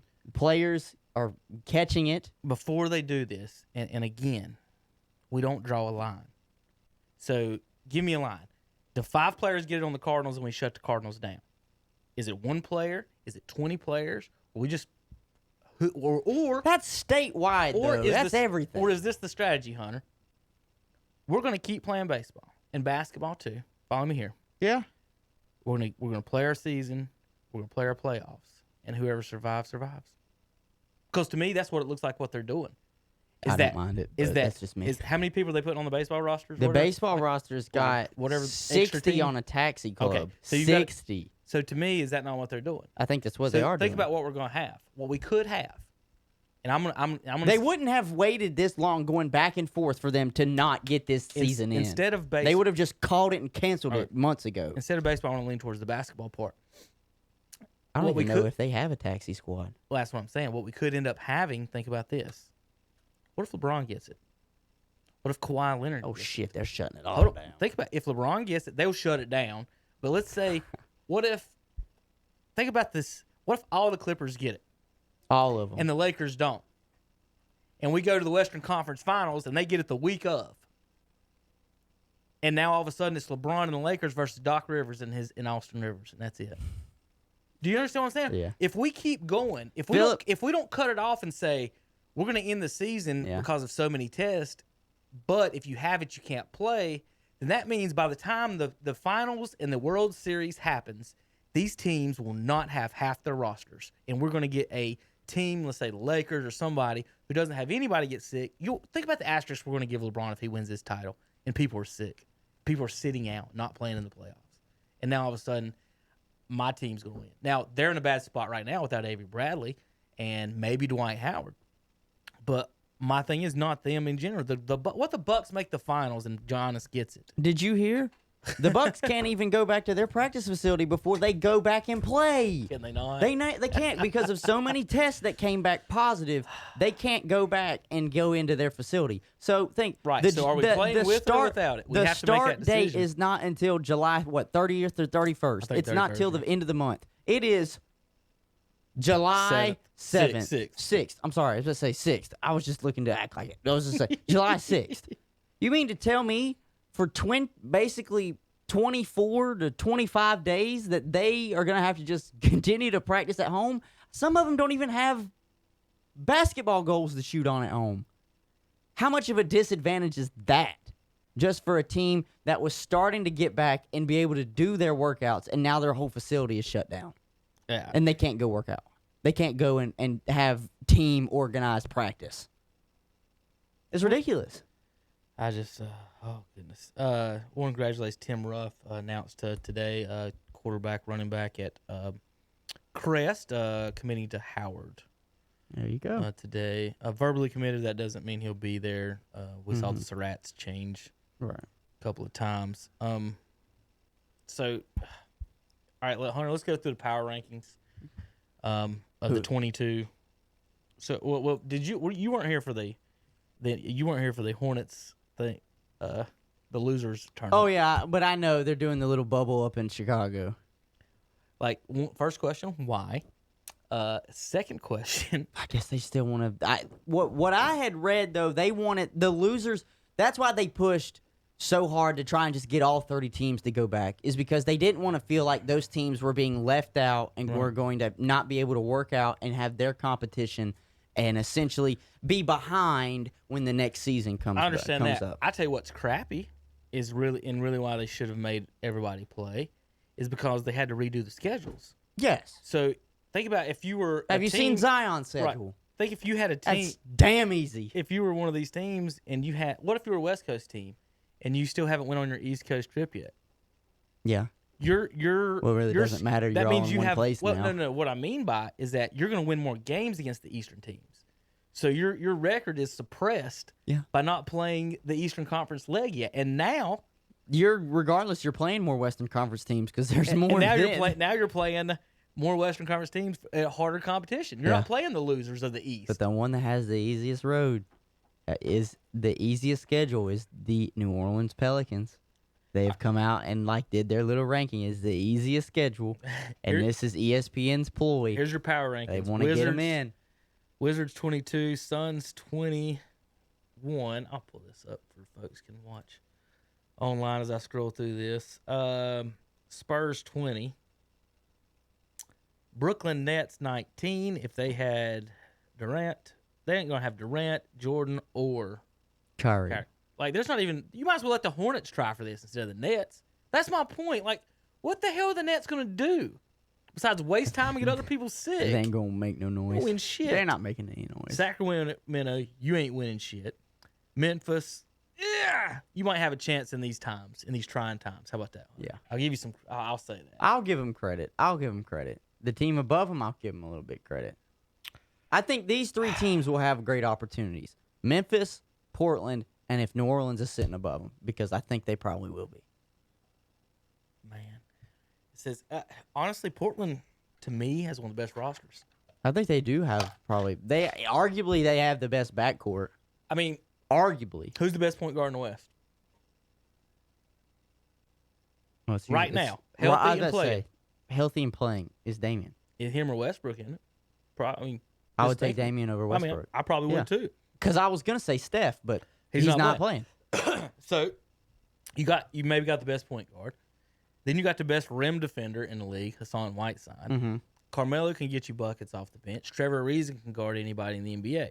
Then that's not even mentioned C.J. McCollum yet, or Nurkic. Nurkic is back. Yeah, that's huge. That's huge. So this team, this is the thing, and I know this is gonna sound crazy. They got healthy at the right time, getting Nurkic back. This break helped them. They got, and I think Zach Collins is back off of injury too. Yeah, he did say Zach Collins. So they got the Pelicans at 15 ahead of them. I'm gonna tell you what though, the Pelicans roster, I know it's young, but damn, it's raw, dude. Pelicans roster is one of those ones that I would say this, Hunter. If I'm playing in a series with referees, I'm not worried about you. Mm-hmm. If we're going to the park, might have issues. Yeah. Drew Holiday's, I don't want to play you guys Drew at the park. Holiday's I don't want to go to the park. Lonzo's starting to play. JJ can still spot up and get you buckets. If Zion is in as good of shape as he looked like in that picture he's in, then we might have him making a little bit of noise. That was your internet. Brandon Ingram can go out there and get you 30 because to me he's mini Durant. Just he might not have as good of ball skills as Durant, but he's built just like him, can score just like him. I saw Brandon Ingram go and win a state championship. He was damn good then, and he is way better now. This one I don't understand with. So I was Orlando. I want to back up just a little bit, Hunter, on something. I was reading, talking about Dame Lillard and Devin Booker, and how long are you loyal to your team before you ask for a trade? And well, as I was Devin Booker, I would have been gone last year. Not necessarily to me. Think about this. The Suns made a ton of moves in the 15 years that Steve Nash and Jason Kidd play, acquiring them both, getting rid of them both. Had a Jordan didn't win his championship till his 7th year. LeBron didn't win his till his 7th or 8th year. I think his 7th. What makes these players think after 3 or 4 years? Oh, you should just win it. That you should win it, compete, or how long or did it take until Steph Curry won his championship? How bad were the Golden State Warriors for years with him there? How many starters are in the lineup? 5. So Booker, if you're picked in the top 5, there's a good chance you need 5 other starters on your team. I mean, 4 other starters on your team. Technically, so you should at least give them 5 years to make 5 drafts. They have a good core. If they kept Booker together, I think DeAndre Ayton will eventually play out. I know the big man's kind of dying, but they're still viable as of right now. Kelly Oubre, I hate we moved off of him in Washington because he can go out there and get you buckets as well. So they have a good 3 starters right there. The problem I've always had with them, I don't think they have a true point guard. I thought that would have been a place that they maybe had tried to address. I don't think they really... Because, for God's sake, they had Ricky Rubio out there at one point. He's a good passer. That's about it. He ain't getting you no buckets. Well, if you play the point guard the right way, Hunter... You're not supposed to get buckets. You shouldn't score. That's what a coach told me one time. If you play the point guard the right way, you shouldn't Now, score. I don't understand how Orlando's 14th. I cannot even tell you a starter outside of Markelle Fultz, and for God's sakes, a year ago, he couldn't even shoot. I wouldn't have guessed that. I don't know any Orlando players other than Aaron Gordon. And Aaron Gordon. But even then, I would have guessed Fultz, and if I would have guessed him, I would definitely want to guess him as a starter. Aaron Gordon is a dunker. Markelle Fultz a year ago couldn't shoot. So talk about the big man dying. It's almost a I wouldn't draft a big man that couldn't shoot right now, but I would want I want a rim protector. Mm-hmm. I find my four can score and shoot threes. I just want somebody out there like Whitesides. If you can get that guy to rebound and protect the boards, but that's the problem. Whiteside plays young Dwight Howard ball. What was I just saying a few minutes ago about the bench warmers, these big men? You get paid too much money. If you're a 7-footer and you're getting paid $7 million, sit on the bench not do anything, or you coming in the game and fouling LeBron, who's probably your hero. Think about that. Buddy. These guys, buddy. This is one that I don't think they got enough firepower. No, not without Oladipo. They ain't got nothing. I don't think. Yeah, and he's not playing. He's going to rehab a little bit more. Versus everybody. Come on. I thought he was out. Hell, they all might be out. The East is horrible. The Hornets probably had a better chance to beat these teams. Now this is a team that I like a lot. I don't like Chris Paul, but I think. But to me, Shai Gilgeous is a young up and coming star. I think he's going to be one of the 16 games over 500. Steven Adams. Are they 16 or 8 games over 500, Hunter? Damn it. I need to figure this. Don't ask me this silly question. They're 16. Okay. But what do you think? Can they win anything? I think they can win a playoff series. You do? I think they can win a series. I'd have to see where they match up with right now. Like where they would be out of the West. And then I can tell you whether or not they're getting out of the first round. The Utah Jazz, I don't think... Okay, no, never mind. Sabonis is playing. That's the one I was confused is not playing. Yeah, Bogdanovich is not playing for Utah. I think Utah's kind of weak right now. I think that their scoring is going to come mainly out of their backcourt. It's going to be Spider Mitchell. It's going to be Mike Conley. And really, that's about it, man. I mean, sure, you've got the big man down low who's won a couple Defensive Player of the Years in Rudy Gobert. But other than that, where's your scoring going to come from if Bogdanovich is not playing? I would have as a sleeper, but Luka apparently is not in shape, so I don't know what to think about him. I like this team next year. I was going to say, I don't think they play good enough defense. No, I don't think they play any defense. I think Luka Doncic has mastered almost, I ain't gonna say the game of basketball, but damn, Hunter, I'm impressed. I can't say enough about that kid, or dude, or whatever you want to call him. He dribbles both hands exactly like, I mean, what impresses me is he has guys on him, and he still pulls in their face with them on him. And his range is ridiculous. What he's learned to do is kind of what Steph Curry had to do. Luka didn't have to, and it's kind of what Dirk did. Dirk's shot looks so slow and it takes forever, but it's almost unblockable because he releases so high and behind his head, up near the top of his head. Most people, if you're watching, release this way, out forward. When you release high, Steph releases straight up high. That's how he gets his shots off. That's how we've never had a 6'3" guy shoot and run the point guard like that because he couldn't get his shot off for the most part. He gets his shot off because he shoots like a 12-year-old who ain't strong enough to get to the rim. You've seen pictures of when he's 18. I don't think he could curl a 12-ounce beer. So he learned to shoot straight up. And then when you watch Doncic, his release is so high. And these guys get up on him. Right up here. Oh, God. The guys get up on him and they put their hands in their face. And he's releasing just right outside their fingers. And he just long threes. And I'm draining it. It usually takes a player. And what he does, Hunter, he doesn't try to blow by you or shake you fast. Everything is methodical, slow motion. And to me, he plays like a 30-year-old who's already figured out how to play basketball and has went through 10 years of being young. But this dude's not, what, 20? He plays like a 30. He plays like Floor Jordan almost, is the best way I can describe it. Is when Jordan was older and didn't dunk all that much. It's kind of like how Luka played. It's in control. And no matter what you do on defense, I still got you. Because all I'm doing is waiting for you to make one step here, one move here. And it impresses me. I can't say enough. What we got robbed of is him playing with Dirk. Yeah. That would have been amazing. It really would have. I know they got the 1 year in, but, that. Dirk was at the – he was barely hanging on. He was barely hanging on. He was passing the torch. So I don't think they can this year. Here's Miami at 9. I don't think they're better than Dallas at all. Jimmy Butler, of course, in the game. Jimmy Butler in the gang. J-Butt. Oh, J-Butt. Denver, I'm telling you, though, Jokic. He is in shape. He's in great shape. He's the opposite of Luka during that. He is in great shape. He has an 8. I don't know if it's going to help him, though, because he likes to play his back to the basket a lot, and losing some of that weight might take some of the oomph out of when he's trying to back down one of those players. He's a walking triple-double. Yeah, he is a walking triple. He's a walking triple-double. I agree with that. I like Jamal Murray a lot. I like their point guard situation a lot. Outside of that, I think Paul Millsap is still there. I think he's one of the older veterans that's on the team for Denver. To me, I would have – I heard an analyst say this, and I agreed with him 100%. I think it was Colin. He said, this is unfortunate that it's going to be played in Orlando because there won't be home court advantage for Denver or anybody or anybody. And what he was essentially getting at was Denver would be a team because they're still kind of young that would thrive off of that home court advantage. Portland's got great home court advantage. Their fans are wild, rabid, and you have to fly all the way up there to play them. So it's and this is in Denver. I mean, they don't just pump in oxygen. So let me read. I'll read it down because you kind of touched on what they said.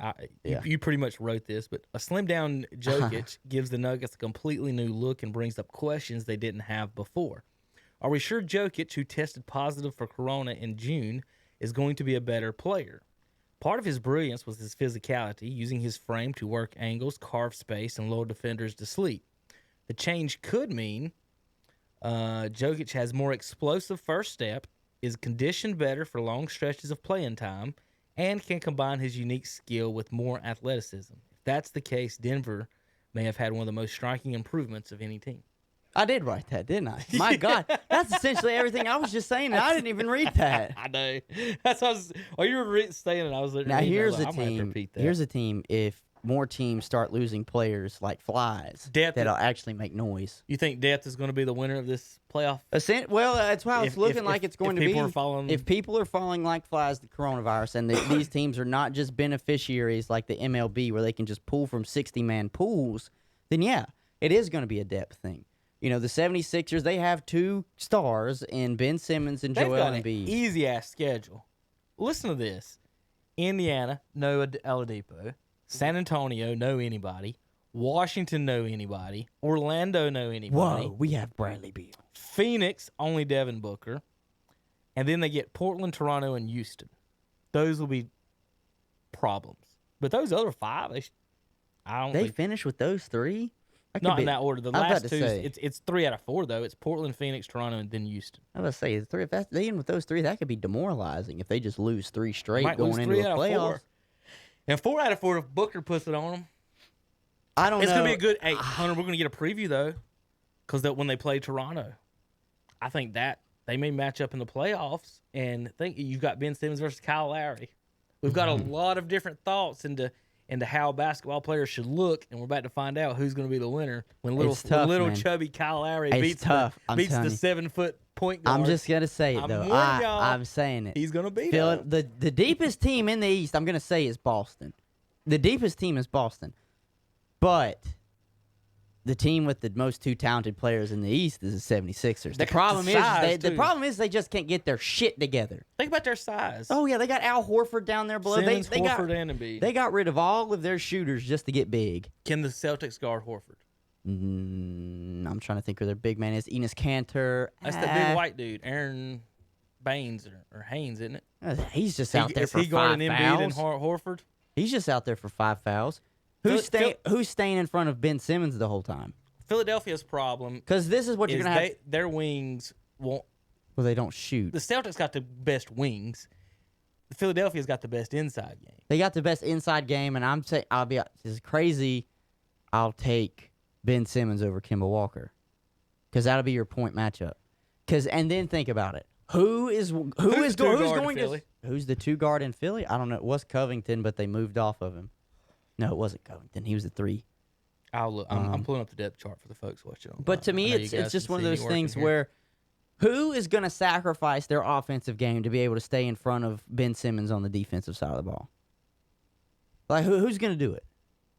Is it going to be Jalen? I know who's going to guard. Is it going to be Jalen Brown? Simmons? No. Is it going to be Marcus Smart? You're talking Celtics. I was thinking Toronto. I was about Pascal Siakam. No. Shut him down. No, Siakam will guard him out of Toronto. Yes, I'm talking for if they meet up with Boston. The Tobias Harris, that's another one that can damn play. The Sixers starting lineup is Simmons, Josh Richardson, says he's out, Glenn Robinson, Tobias Harris, and Joel Embiid with Horford. Glenn Robinson, the third, is he's not great. I'm not going to say he's fantastic, but he's a good player. He's long and athletic. That whole lineup is long, man. Right. When your top 2 scorers are Simmons and Embiid, and they're not, and 3 actually Horford, and none of them are good shooters, Hunter, that means everyone else has to hit. Tobias Harris would be a star for me on any other team. The problem is he's just the third man here. Well, what's what I'm saying? Can you trust Richardson, Robinson, and Harris? You can trust Harris to deliver, and I mean all of them, because when you're big, if Simmons can't get to the rim or Embiid can't score underneath, how are they going to score with these guys that are hitting all these threes? So somebody has got to be hot for them, I think, to be able to win it or win a series or win games. But to me, I'm just saying if teams start losing players like flies, Philadelphia, if they still keep their core nucleus, I think they'll make a run. But that's, again, teams just start losing players. Because to me, the deepest team is Boston. Well, Boston was next in the power rankings at 6. I'm trying to back out all the way to them. I didn't know I clicked on that many links there. I think Kemba Walker gets a playoff series win now. You think he gets his first series win? I think he gets his first series win. Let me look up the standings real quick, so I want to make sure. They're ranked 600. You had them as winning a series. They're in the 3rd, so they would face Philadelphia if it started today. Matchup, both teams, everybody's just full strength. I'd give the edge to Boston. Who did I say the 2 was for Philly? Is it Josh Richardson? Yeah. That's who Kimba's going to guard. Can you do Richardson's big, man. That's the problem is that Kimba's so small. Guarding? Kemba, the thing that obviously Kemba doesn't give you defense, but he gives you offense. He'll get you 25 to 30. But do they really need that out of him? Because You they got 3 wings. They got Jaylen Brown. I mean, they got Jason Tatum. I mean, what else they want? They can bring. Well, what they could do is in certain opportunities bring Marcus Smart up off the bench, put him on him because Marcus Smart is a bulldog. Right, he's gonna have to play a lot. But who does Kemba guard? He's got to guard somebody on the court. I don't know who Kemba guards. I don't know. It's that to me matchup is intriguing. First of all, because the Philadelphia and Boston hate has been reignited like 2 years ago. Yeah, They hate each other. So that would be a great first round matchup if it continues to remain the same. And honestly, I just don't know matchup wise really, because you make a good point. Who has the better inside game? Obviously, the Philadelphia 76ers. mm-hmm. But who has the better outside game? Boston. It's not even close. And right. then you take it into play. Well, which one's going to hit more consistently? Is the 3-point game always going to be more consistent than the inside game? I don't know. And then there's the biggest X factor in this whole thing. Does Ben Simmons show up? Does he show up? Does he show up and not shy away like he did last year in the playoffs, where he only had one game? And Kings shut their facilities. Bill is still undecided about playing. Bradley Beal? Right. Yeah, I figured. Because, we really don't have a chance. The NBA has approved 29 messages for the players to wear on the backs of their jerseys, by the way. I don't know if you caught that one. Yeah, and I also read that it kind of was stupid. I think someone within the NBA or that covered the NBA say it was probably not the smartest thing that the NBA 76er Scott calls NBA jersey a bad miss. That's who it was. Who's Scott? Is that a I player think that's their or- head coach. Oh, okay. Not Byron, is it? No, I don't think it's Byron Scott. I better click on it before we start. Mike Scott. So, anyway, that's their... I would say somebody said it was a bad plan from inside the NBA, so maybe it wasn't a smart idea. All right, so Celtics were they 5th or 6th? Celtics were 5th. Pulling it up. Celtics were 5th. I can probably go ahead and tell you No, 4. Celtics were 6th. They were 5th 6th. is Houston. Houston. This is my sleeper to knock off the Lakers in the West. I don't think the Lakers can play with The Houston. Lakers can guard won't- Houston, put it that way, Yeah. especially without Avery Bradley. Who's guarding Westbrook and Harden? You've got to put J.R. Smith out there to make good decisions. Think about that out Do loud. we get playoff LeBron that plays both sides of the floor? It doesn't matter. Okay, if he guards Westbrook. No, I'd put him on Harden. Put him on Harden. I'd put Then him who's on guarding Harden. Westbrook? Westbrook can't shoot threes, so if you're forcing him into the lane, I mean, AD's sitting right down there. That would be my only thing. Who's but AD guard? I don't know, because I really don't know. What, they still got PJ Tucker running out there shooting threes from the corner. They love small ball. Houston loves the small ball. Mm-hmm. That's so. If you want to talk about just a fast-paced, up-and-down game, Houston will win every time. But see, Or at here's the least thing. 6 out of the 7 I was times. about to say, when you talk about these series, they don't have to win every game. No, they just have to gotta win 4. Right. So when you talk about Kemba or one of these other point guards, like what are they going to do? Well, they only got to show up 4 times. Mm-hmm. Not 7, just 4. Rockets, pulling up their depth chart. Hey, and LeBron can't guard Harden? You think he wants to spend all his energy doing that? No, he doesn't Watching want those to. dribbles? He doesn't want to. Russell Westbrook, of course. James Harden. What are they going to put? Danny Green on him? Eric Gordon. I bet Danny Green has to guard Harden. Probably. But he can't play him the whole game. Danny Green's so But old. nobody can play with Harden the whole game because he dribbles. Him and Westbrook both, they dribble and move too much. You got Eric Gordon playing small forward, and he's like 6'4".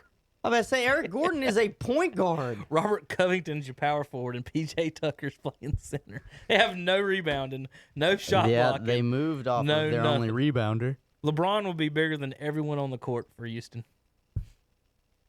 I'm not saying, again, that a real basketball, whatever games, that's who you'd want. What I'm saying is that the Lakers can't guard them. That's it. That's all I'm saying is that the Lakers, I don't think they can guard them. Let me go down here and look at their roster real quick. They're 49-14. They got LeBron listed as the point guard, Pope as the shooting guard, Danny Green as the small forward. So you got LeBron, Pope, and Danny. Hunter, how you guarding the Rockets? Eric Gordon, Harden, and Westbrook. Well, Eric Gordon they used to call Baby Bron, so. Who's fast enough to keep up with Westbrook? You got to put Pope on him. Listen, nobody's fast enough to keep up with Russell Westbrook. So you put Pope and Rondo on Westbrook. Then you got LeBron and Danny Green to guard Eric Gordon and Harden. Who you putting on Harden? Danny? I'd have to because that lineup is offensively limited to 2 players. Now, if think about this, Hunter. If Danny Green is guarding James Harden, does that affect his legs and his jumper? Yeah, because he's older. It affects anybody's jumper. If you're the more shooters don't want to play defense because they don't want to lose their freshness in their legs. If Danny's having with him being older, he definitely needs the freshness in his legs. If Danny's running up and down the court with Harden, all these dribbles, LeBron's 35 and running up and down the court with Westbrook, dude. I mean, they're gonna dominate the boards. I mean, when Houston misses a 3, Houston's never been about rebounding. They're not gonna get a rebound. They just go back there, hope you miss, run back down to the 3-point line, pull up as fast as they can, and hope they hit it. That is Houston's offense. So it is 3-point line to 3-point line. Anything else, you just do what you want. Off the bench right now would be Rondo, Markieff Morris, Kuzma, and Dwight Howard if he plays. No, that lineup's too big. J.R. Smith. J.R. would be the only one that would have the legs because he hasn't played for a team in almost a year and a half. I don't know if they can run with him. I don't know. I'm not saying I think Houston will win. I'm saying I wouldn't be surprised at all because I just don't think the Lakers can guard them. Toronto, this is the most confusing team of all time every year. Apparently, and I said earlier this year, we've got to just do it, Hunter, and give Kyle Lowry the credit of his greatness. He just doesn't lose. Again, like I was talking earlier when I said you don't have to score to win ball games if you're the point guard. Good point guards, like good quarterbacks, find ways to win. So there's all kinds of things you can do with basketball. You can shoot it yourself, try to go one-on-one with somebody.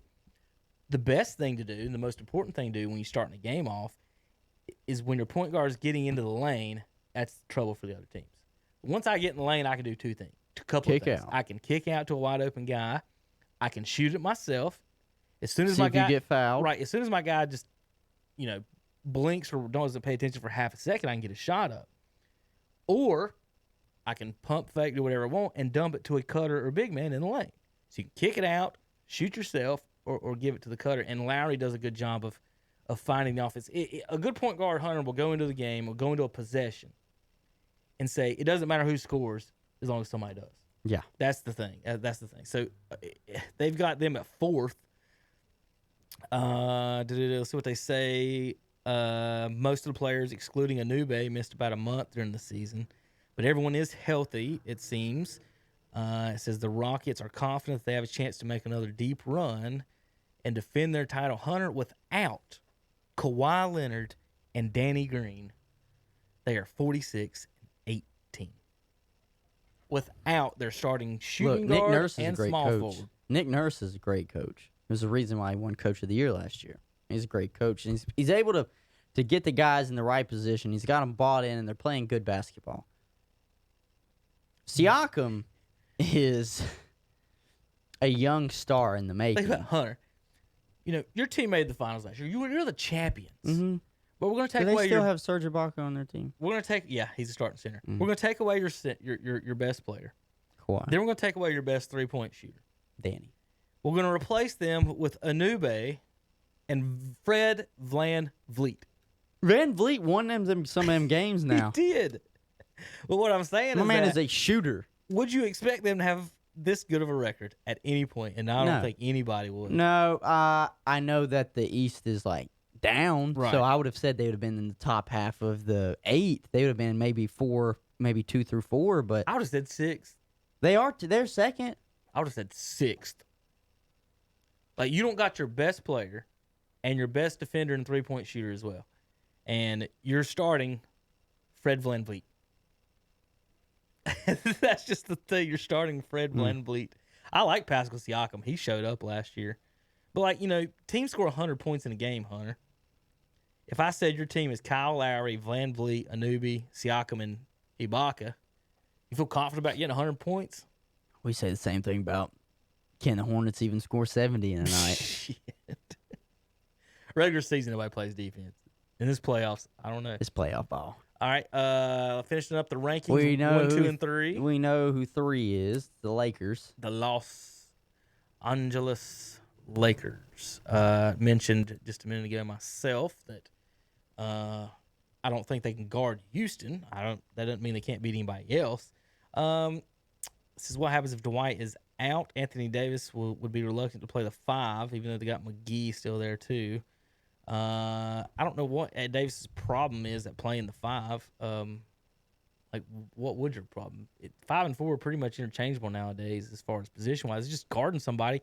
Would Davis rather be standing on the 3-point line guarding a guy or in the lane with the other guy center? Sounds like ready to block shots? Sounds like he wants to hang out on the wing. I guess. He doesn't want to play the 5. Dude, these guys get paid a couple $1 million. They don't like banging. I mean, that's my theory. They don't want to bang. Look at that. Look at those first 2 games. They aren't trying to bang it all. Clippers and Toronto, Utah, OKC, Houston, Indiana, Denver, and Sacramento. They got Lakers didn't get an easy schedule. No, I'll say that. No, and I'm glad they didn't. Clippers are number 2. I don't know how they're not number 1, but we'll go from here.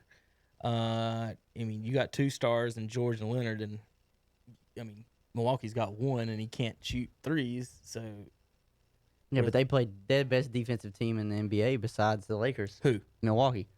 That's cute. Just said defense. It's getting ready to be playoff basketball now. I know, but y'all better be willing to bang. There's one thing defense can't. I promise you this: Giannis wants to bang. Can't deal with, and that's depth. Man, Milwaukee. I don't know. There's just something about them. Milwaukee's going to do this. They're going to get to the Eastern Conference Finals. They're going to lose, and they're going to lose Giannis. And that whole thing is just going to come tumbling down. Milwaukee will have had 2 great years back to back, and it's just right down the drain. No championship. Again, my biggest fear in this and in baseball is that we're going to end up with what I would call maybe a tainted World Series or finals, in that just like last year's finals. Yeah, Toronto won. They didn't beat Steph and Durant. Yeah, Clay got hurt. I mean, Clay and Durant. They didn't beat them too. Mm-mm. They beat Steph by himself, maybe, and Draymond in the game. Oh God, Draymond. So it's just going to be, we're going to get to a finals, and I'm scared we're going to have some stars out, because a lot of these teams only got 2 stars or 1 star. Yeah. Like I said, what if Milwaukee just dominates the East, and then Giannis gets it in the Eastern Conference Finals, and then now they go to the finals and no Giannis, and we're watching Milwaukee get smoked by somebody in the finals. That's my biggest fear on the playoffs. I wonder how many weeks they're going to give, or how many days they're going to give in between series. Say the series ends. And Hunter basketball's not like NASCAR. NASCAR's giving Jimmy 2 days. He's got 2 days and he can come back. Basketball can't do that. You're touching each other. No, you can't.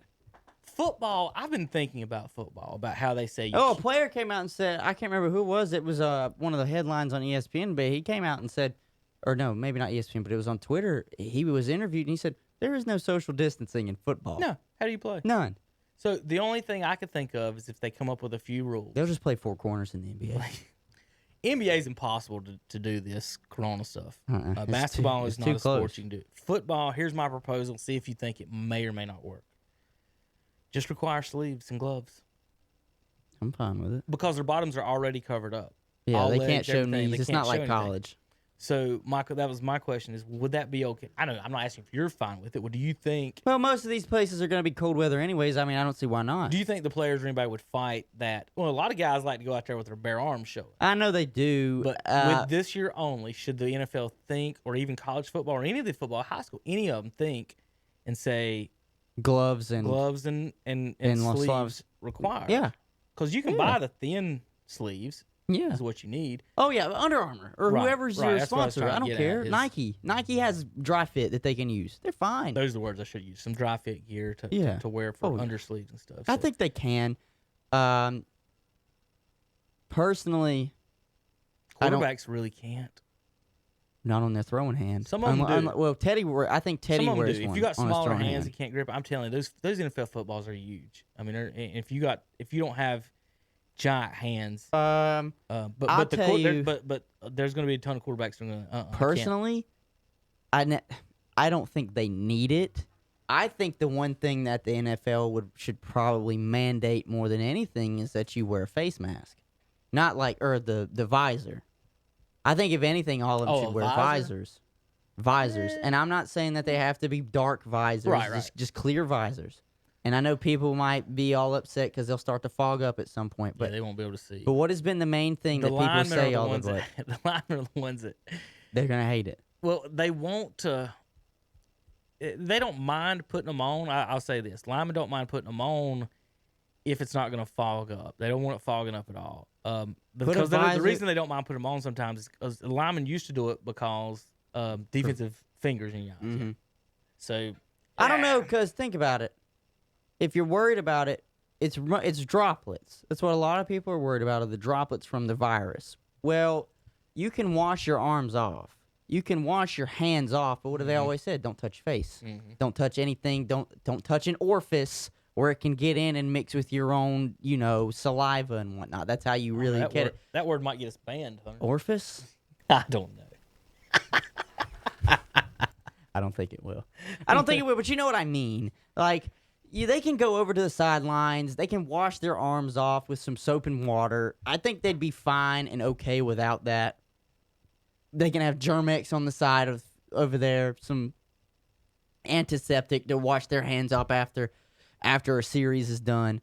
So I think there are ways to get around it where they don't have to. Or they aren't forcing long sleeves or having them to wear gloves. I don't think it's a bad idea if they wear gloves. If you want to continue to just if you want to have short sleeves, I think I'm fine with it. I think I would prefer gloves more than anything because you don't see many guys that are just going to be touching all on their arms and stuff. Most of the time, they're using their hands. So if you can cover your hands up, I think you'd be fine.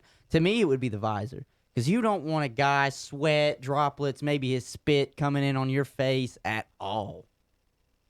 I think a visor would be because did you see? I used to wear a visor. It was like a dumb concept that the NFL put out, but it was like a face mask kind of built. The full visor face mask, and I was like, it looks dumb, but why don't you just make them wear a visor? Just that's an easy surface that you can go over to the sidelines, take a little Clorox wipe, but just wipe it off to do that. As a football player, that is one thing. Like, do they not have training staffs there for a reason? Just go around with the Clorox wipe. I liked wearing a mask, a shield. What the problem is, it's not necessarily I would say the put little windshield wipers on them. It's the rain, because once the rain starts. No, I know. You can't see. There's no windshield wipers. It's like glasses. Right. When I have these on and the rain starts, it's like, get off. And then if you fog up any at all in that, then... No, you can't see. I don't know. That's a tough one. Maybe linemen, maybe require for linemen. Wide receivers and stuff, like, you can't mess with their eyes. There's too much. Ball's moving too fast. There's too much stuff going on. Make them wear goggles. It's like keeping it out of their nose. They already got a mouthpiece in. Yeah. Maybe. I mean, I don't see them kissing each other. I think they'd be okay. Isaiah Thomas and Magic Johnson used to kiss each other before games. Isaiah, was wonder where he got his age from. Isaiah, that's questionable. Questionable antics. Trump defends Redskins and Indians names. There's your breaking news on ESPN. Imagine that. Doesn't surprise me. Let's see. Clubs Bryant says testing delay is a safety issue. Rangers Gallo test positive. Brewers Urias and Perdomo test positive. Nats and Astros cancel workouts. Cardinals have numerous guys. Atlanta has numerous guys that have got the COVID. So Hunter, like I said about baseball, I'm worried really bad about if they're even going to get to play it at all because of all that. And then, but what you were saying and what we talked about a little bit earlier is that maybe they're just we're going and whoever survives. I think that's how it is. 60-man, a 60-man taxi pool? Really? Yeah, I think it's just survive in advance. That's a really good point. Seriously, survive in advance. They're not wanting to say that out loud. No, but they're not. Think about it. I mean, I'm looking right here at Markakis, and yes, he had a great year last year, but I'm looking at that we got Adam Duvall that can go for it. Ender and Chiarte can play the outfield. We signed Ozuna for a reason, and then how many buddies do we got down here in the 60-man roster I can play left field? Yeah. Like, I mean, come on. If you catch it, Freddie will be hard to replace because he's a bat. He's great at the plate, but he's also our first baseman. That would be tough unless you just had a stud at first base. But even then, we're what? 2 weeks away from start of the season. Mm-hmm. Maybe Freeman still wants to play. If his symptoms are gone by then, you just let him come back and play after he's been 2 weeks clean. So I think that's just what it is. Are they going to follow normal like CDC protocol where they tell you to maybe quarantine yourself for 10 days and then after that you're solid? All right, I got another question. Because if that's the case, dude, how many baseball games are getting ready to play in 10 days? 10. Then then you might be hurting. Let me ask something. Should the catchers have different rules than the other players? They're the only ones. I mean, they're right there. They touch the ball all the time. They touch the ball every play. The umpire. I think that's where you implement they have to wear gloves. Umpires will be wearing gloves. But I don't think the catchers ain't no way they can wear gloves. The question is that do the catchers then have to wear masks as an athletic mask because of the batters right there and the umpire right here? Are the umpires and catchers wearing masks? If it is this, and that's what's crazy about this, Hunter, is that we have to make a choice. Is it really effing serious? Yeah. Or is it not?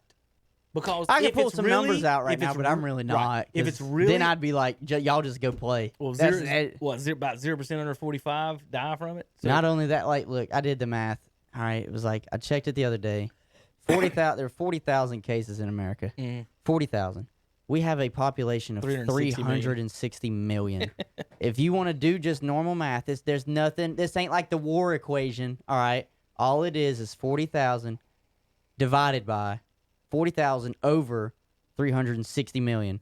And I promise you see that number, you really, I mean, it's not, it's like 2 or 3 decimal places to the right of 1%. So. While we were sitting here, are you kidding me? And not only that, in North Carolina, as strict as Governor Cooper is being on this right now, we have a population of 10 million. We have about 1,000 cases. That's another one where you do 1,000 over 10 million, and it's like a decimal place or two to the right of 1%. Let me tell you about so it's just this stuff drives me crazy. It's just one of those things where if you feel uncomfortable, that's okay. It's okay to feel uncomfortable. You live your life. You do that. That's fine. If you want to wear a mask, wear a mask. Well, Trubisky's trending right now. Why is Trubisky trending? Because Mahomes signed that deal and the Bears drafted him. Oh, shit.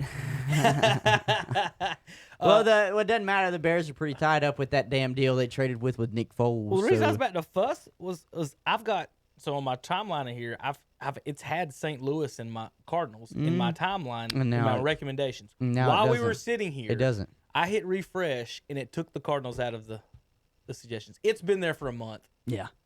Mine has always got Washington and Atlanta and stuff. It just changed. So I'm going to have to type in the Cardinals, but I want to read some things about the Cardinals. Wainwright says if talking about the younger players, if we see anyone stepping out of line, we'll let them know real quick. There's no room for selfishness. Right. In this season, St. Louis Cardinals, let me go. Wainwright also said just because they're taking away the DH doesn't mean he's not going to be hitting this year. I don't blame him. So just letting you folks know. He's going to the plate. Adam Wainwright maybe pinch hitting or DHing this year. He's going. His to the comment plate. was, "I really like to hit home runs." Nice. I love to hear it. Let's see. Let me. I'm trying to get back. Damn it, Hunter! I had 3 tweets to read, and it just disappeared. 3 tweets. That's unfortunate. Well, the good news is Willie McGee's now on Twitter. If that helps you with anything, but maybe I know it doesn't, but crap. Cardinals. I don't even know what to type in now. I can't even remember what it was. Those are the 2 basic things. Wainwright getting on the younger guys, and then also saying he was going to hit some. We've brought this up. Did you get a top DH yet? Not yet. Not yet. That's why I can't remember when you leave and don't come back and stuff. So they're going to be. It was just a week. So universal DH, Hunter. Well, I've had 3 shows. I know. So I'm trying to remember who I've talked to in a week. So the universal DH is coming to baseball now. Yeah. I guess F it. Listen, Hunter leaves for a week.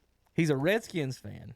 They want to change the name. A Braves fan. They are attempting to change the name probably in the future. And all the players are falling and out. they're all catching COVID. And now there's a DH.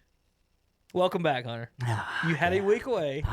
Now, your Wizards are in the playoffs, but their backcourt might not play. Our best players won't play.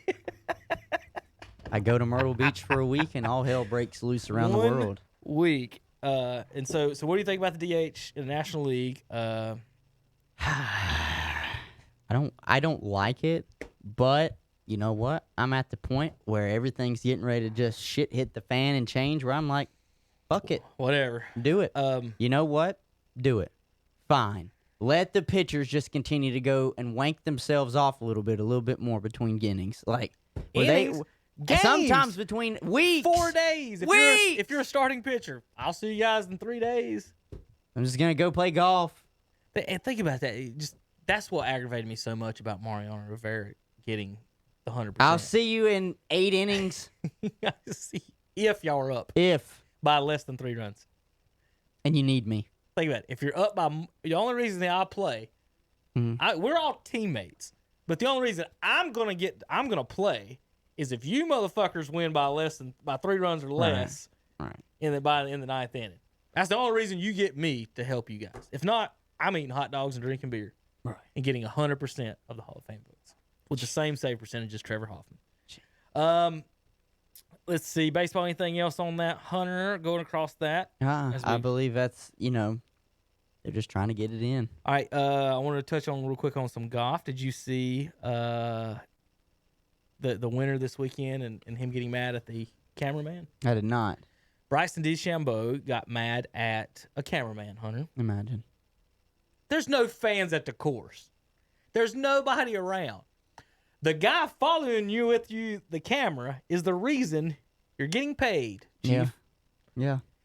So apparently he hit a bad sand shot, started cussing, and was upset. And he didn't think the TV and cameraman should show that, and that is not a good representation of his brands that he's trying to market. God forbid you should have thought of that before you started blaring off cuss God forbid, words. you're the one that did it. Yeah. Right? What the hell do you want him to do? That's his like job killing is somebody and say they deserve to be murdered because they were just in the street or something like that. Or just whatever you wanted to make up. That's insane. I don't understand that. Like, you're gonna blame the cameraman for something shit you did? Don't show me cussing. Listen, that's like saying you should not have videotaped me going around giving homeless people money, but then also keeping the camera running when I take it back. I mean, it's like, well, why didn't you just leave the money with him? Why? It's like, well, if you didn't want the camera to see you cussing, you shouldn't have done it. You should have just said, well, gosh darn it. It was a bad hit by me. Blame it. You just make it up. We make up substitutes for curse words all the time when we don't use them on the show, but, we're different. I don't know what to say about it, man. It's just so stupid. It's ruining You're ruining my brand because you filmed me cussing during a golf tournament. How dare Holy you. fuck. How dare you? I'm gonna look up this quote. We want to talk about it on the show. I want to see the exact words that were used on some of this stuff from earlier today. Because you can't never people cut off quotes mid sentence and stuff. You have to read all the quotes when you look up stuff. All right, Hunter. Finishing up the show. NASCAR this weekend from Indy. Tires were blowing everywhere. And the reason everybody was mad at Goodyear, obviously. So. Give you a quick example. NASCARs weigh about 3,500 pounds. Yeah. Indy cars weigh about 1,500 pounds. The Indy cars go 240 miles per hour at Indy. At Indy, the NASCARs go 190. So if you've got 35, twice as much weight on a tire, it's going to struggle. The drivers and the fans are saying that the reason that the tires were blowing out the way they were is because NASCAR's rules package the cars, I don't know if anybody noticed or whatever, the cars were for the most part yesterday in single file line. Like at Indy, there's almost no side-by-side racing. So unless you're passing somebody. So what the fans and everybody's saying is that there was a rules package that if you could put the spoiler on and get the cars closer together, it would fix a lot of that. And so that was one of the issues. And it really affected the race. Denny Hamlin was leading. Him and Harvick had the best cars all day. They did. They kind of rotated. Anytime either one of them got clean air, Hunter, they were off and running. But Hamlin wrecked with about 10 laps to go. His right front blew straight into the wall. And not only were the wrecks unfortunate, they were very dangerous. These guys were hitting the walls at 170. Like, they were hitting it at full speed in the corners because that's when the damn tires were blowing. So those guys, I feel pretty bad about that. Goodyear's explanation was, Hunter, they were the teams weren't using the recommended tire pressure. Okay. If you believe that. No. That's really a thing. So, and what they're saying is that the teams were putting less tire in the pressure for grip instead of having enough in it to hold the weight. And so when they hit those corners at those speeds with that weight, the tires weren't made for that, basically. And so the Goodyear will give the teams a parameter of air pressure to stay within. Like, you got 5 pounds, stay within this. And the crew chiefs like to play with that stuff. And so that's what they were saying was what they thought was happening. And so Harvick ends up winning his third Brickyard 400. This week we're going, I think, Kentucky. I want to make sure. They're going to have like 3 races next week, Hunter. So we want to make sure we get all this told to the folks and everybody. So this week they'll have Kentucky on Sunday, All-Star races Wednesday, and we're going to talk about a lot about that on Saturday, and then the next Sunday. So Sunday, Wednesday, Sunday they're racing. Will be in Texas. Were you here for the Choose Cone talk, or was that Saturday? You know what a Choose Cone is? You know what a Choose Cone is? I ain't got a clue. All right, so NASCAR and other racetracks, they got this thing called the Choose Cone. Well, sometimes the outside line or inside line is better than the other one. Almost every race, the NASCAR allows the leader to choose which lane. For the All-Star race, they're going to allow everybody to choose which lane. So this is how they're going to do it, Hunter. So let's say you qualify 1 through 43, okay? Or let's say 1 through 40. Well, no, crap, it's only the All-Star, 1 through 25. And what they'll do is say you got 2 laps of caution. On the first lap of caution, everybody's in single file. You pick your lane. So by the time you get to the cone, which will be, I guess, pit road, before the final lap, you have to go outside, inside. And so if the first 4 cars go to the outside line and you're the 5th car, are you going inside? You can go to the inside of the front. So that's what they're doing for the All-Star. What do you think about that? Sounds like it'd be interesting. Yeah, I think it's going to cause a lot of talk, a lot of discussion. Yeah. A lot of, like you said, the word interesting is probably a good one to use with that, trying to figure out exactly what they're going to do. I think it's going to be fun. I hope to God Jimmy Johnson is back for this. like it. Not only is it a sad for his season to be like this, like, Hunter, there's 30, 40 drivers out there. This is the one.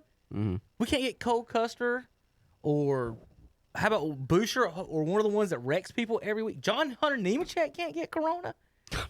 But Jimmy Johnson is the one guy who's fighting for history this year, trying to win that 8th championship, trying to win his first race in 2 or 3 years because the Chevys have been bought just crap. And then all of a sudden, that's the guy. That's the guy. That's the one with the corona. And it's 2 weeks before All-Star race. The first All-Star race, not in Charlotte. The first one in Bristol. And could be the last one for Jimmy. So, and my kids are dying to go see a race this year. They wanted to go see Jimmy. We was going to go see him at all 3 races this year, at his last season. Because we don't know. He's supposed to race 15 races next year, but we don't know which ones that is. I'm guessing he'll always run the All-Star as long as he's qualified. But that don't mean anything. So, I don't know. I feel bad for him. I want him to get back in this. The funniest thing, Hunter, from Sunday was, and I want to show you this. Did you see the wreck on pit road? Yes, I saw it with that poor wrench man or whoever it was, Jack man. Oh God, he got destroyed. I thought he'd broke his leg when he got hit. Did you see him crawl away? At Aspen Dental, smile for zero He money crawled down. away like he had been. You ever seen anybody shot or something? Oh yeah, I mean, not in person. Not like in person, but you know, like yeah. If somebody shot like in a movie or something, they like just crawl crawl away. away. That's what it looked like. Yeah. Like the poor guy. So real quick before I even talk about it or something. So if this happened yesterday and I didn't own the NASCAR game, I would think this is the most insane shit I've ever seen in my life. Mm-hmm.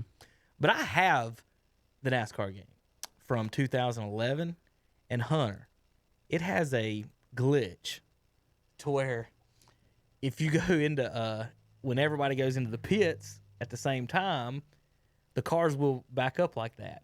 And then every now and then, one will hit another one and flip over. I've got one. I've got a picture on. I can't. I guess I could bring it up maybe Wednesday or Saturday. I'll do that and figure out how to show you guys. But I've got a video of my guys in the pits changing the tires, and there's a car on its side up against my pit wall. So you've got pit wall, then you've got a car on its side. My car's on the outside of it. Mm-hmm. Ignoring the driver on his side while my crew is changing the tires of my car and leave that car sitting there on its side. And I'm sitting there screaming, how the hell is there a car on its side in the pits in my pit box? And so I've seen it multiple times on the games, and it makes you so mad because you're running this race, and if you don't know, if you mess up the littlest bit in a race, you can. There's such a fine line between winning and 10th. And so you go to these when you go and then you get wrecked on pit road and you lose 5 or 10 spots, you'll lose your ever-loving mind at a video game. I mean, it just pisses me off. So Sunday, we had a thing on pit road, and right before it happened, they were talking about this is a danger in Indy, Hunter, is that it's the skinniest pit road in NASCAR, 24 feet wide. As you can see, when you start watching this video, folks, watch how far the tire changers come out. They actually, y'all can see this mouse, I guess, somehow. Oh, there we are. Watch how far the tire changers come out in here. So here's the line. So if you're passing and going by, you're supposed to stay to the outside. But at some point, you've got to come in here to get to your car and go out of here to get to your car. So the tire changers are almost filling up this whole lane once it gets started. And if you folks, you'll watch at the top of the screen there, you'll see the wreck getting going there. Just all kinds of nuts there back. So this was the live shot, Hunter, pretty much is what the fans watching saw.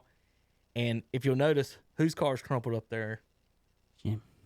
The 48 car. This is like lap 12. Jimmy. And he's not driving, obviously. But I'm sitting here watching this race. At least I'm going to watch that car, see how he does. We're on the 12th lap, and he's back there. Crumpled on pit road. But you'll see, Hunter, real quick, pause, everybody. Watch the people, how far the tire changers actually come out. So they're all out there in the middle of that lane. So to start it, let's go back and watch it again. I mean, boom, boom, boom, boom, crumpled up everywhere. And there's Ryan Blaney's crew's in the middle of this. And I hope this replay gets to show the crew member hit. But there was another crew member, Hunter, who has the best vertical leap I've ever seen.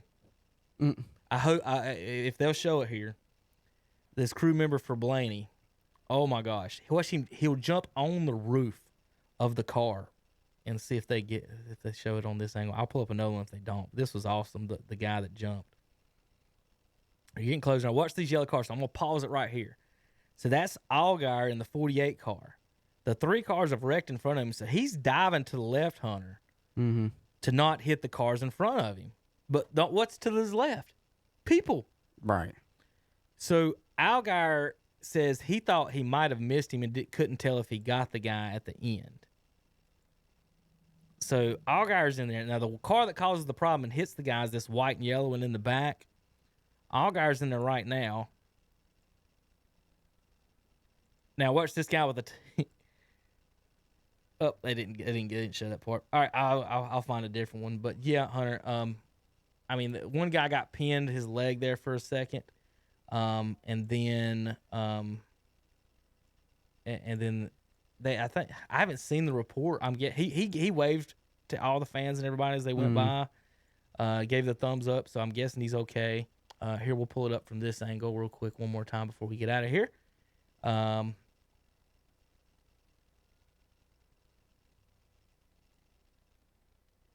See the guy on the hood? Yeah. We'll have to watch it again real quick. It came very quickly. He's still up there. All right, here we go. So Ryan Blaney's the car in the 12. You see the black Ally car. That's Jimmy Johnson. The guy closest to us is the tire changer. He gets through, and then he's hit by the white car behind Jimmy. Watch the guy, the tallest guy you see there right now, kind of right here. Look at him jump. Good Lord. Wait a minute. And he ends up on top of the car. He saw the train coming, Hunter. Yeah. Now, see, the other tire guy's got his head down. He's not looking at the cars coming. He's clipped by Jimmy, and then he jumps up in the air. The other guy's already made it to the roof, and then he's pinned right there. That's when everybody thought, oh, my God, he might have broke his legs or got hurt even worse. And he gets down. Now, watch him. He realized he's got his helmet knocked off. And you've got to realize, Hunter, he's laying in traffic right now, in the middle of the street, basically. So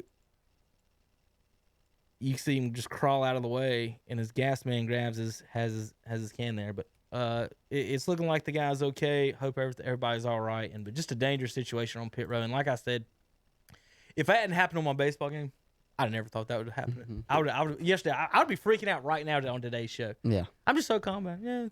Yeah, happens all the time in video game. Happens all the time. It's that time, Hunter.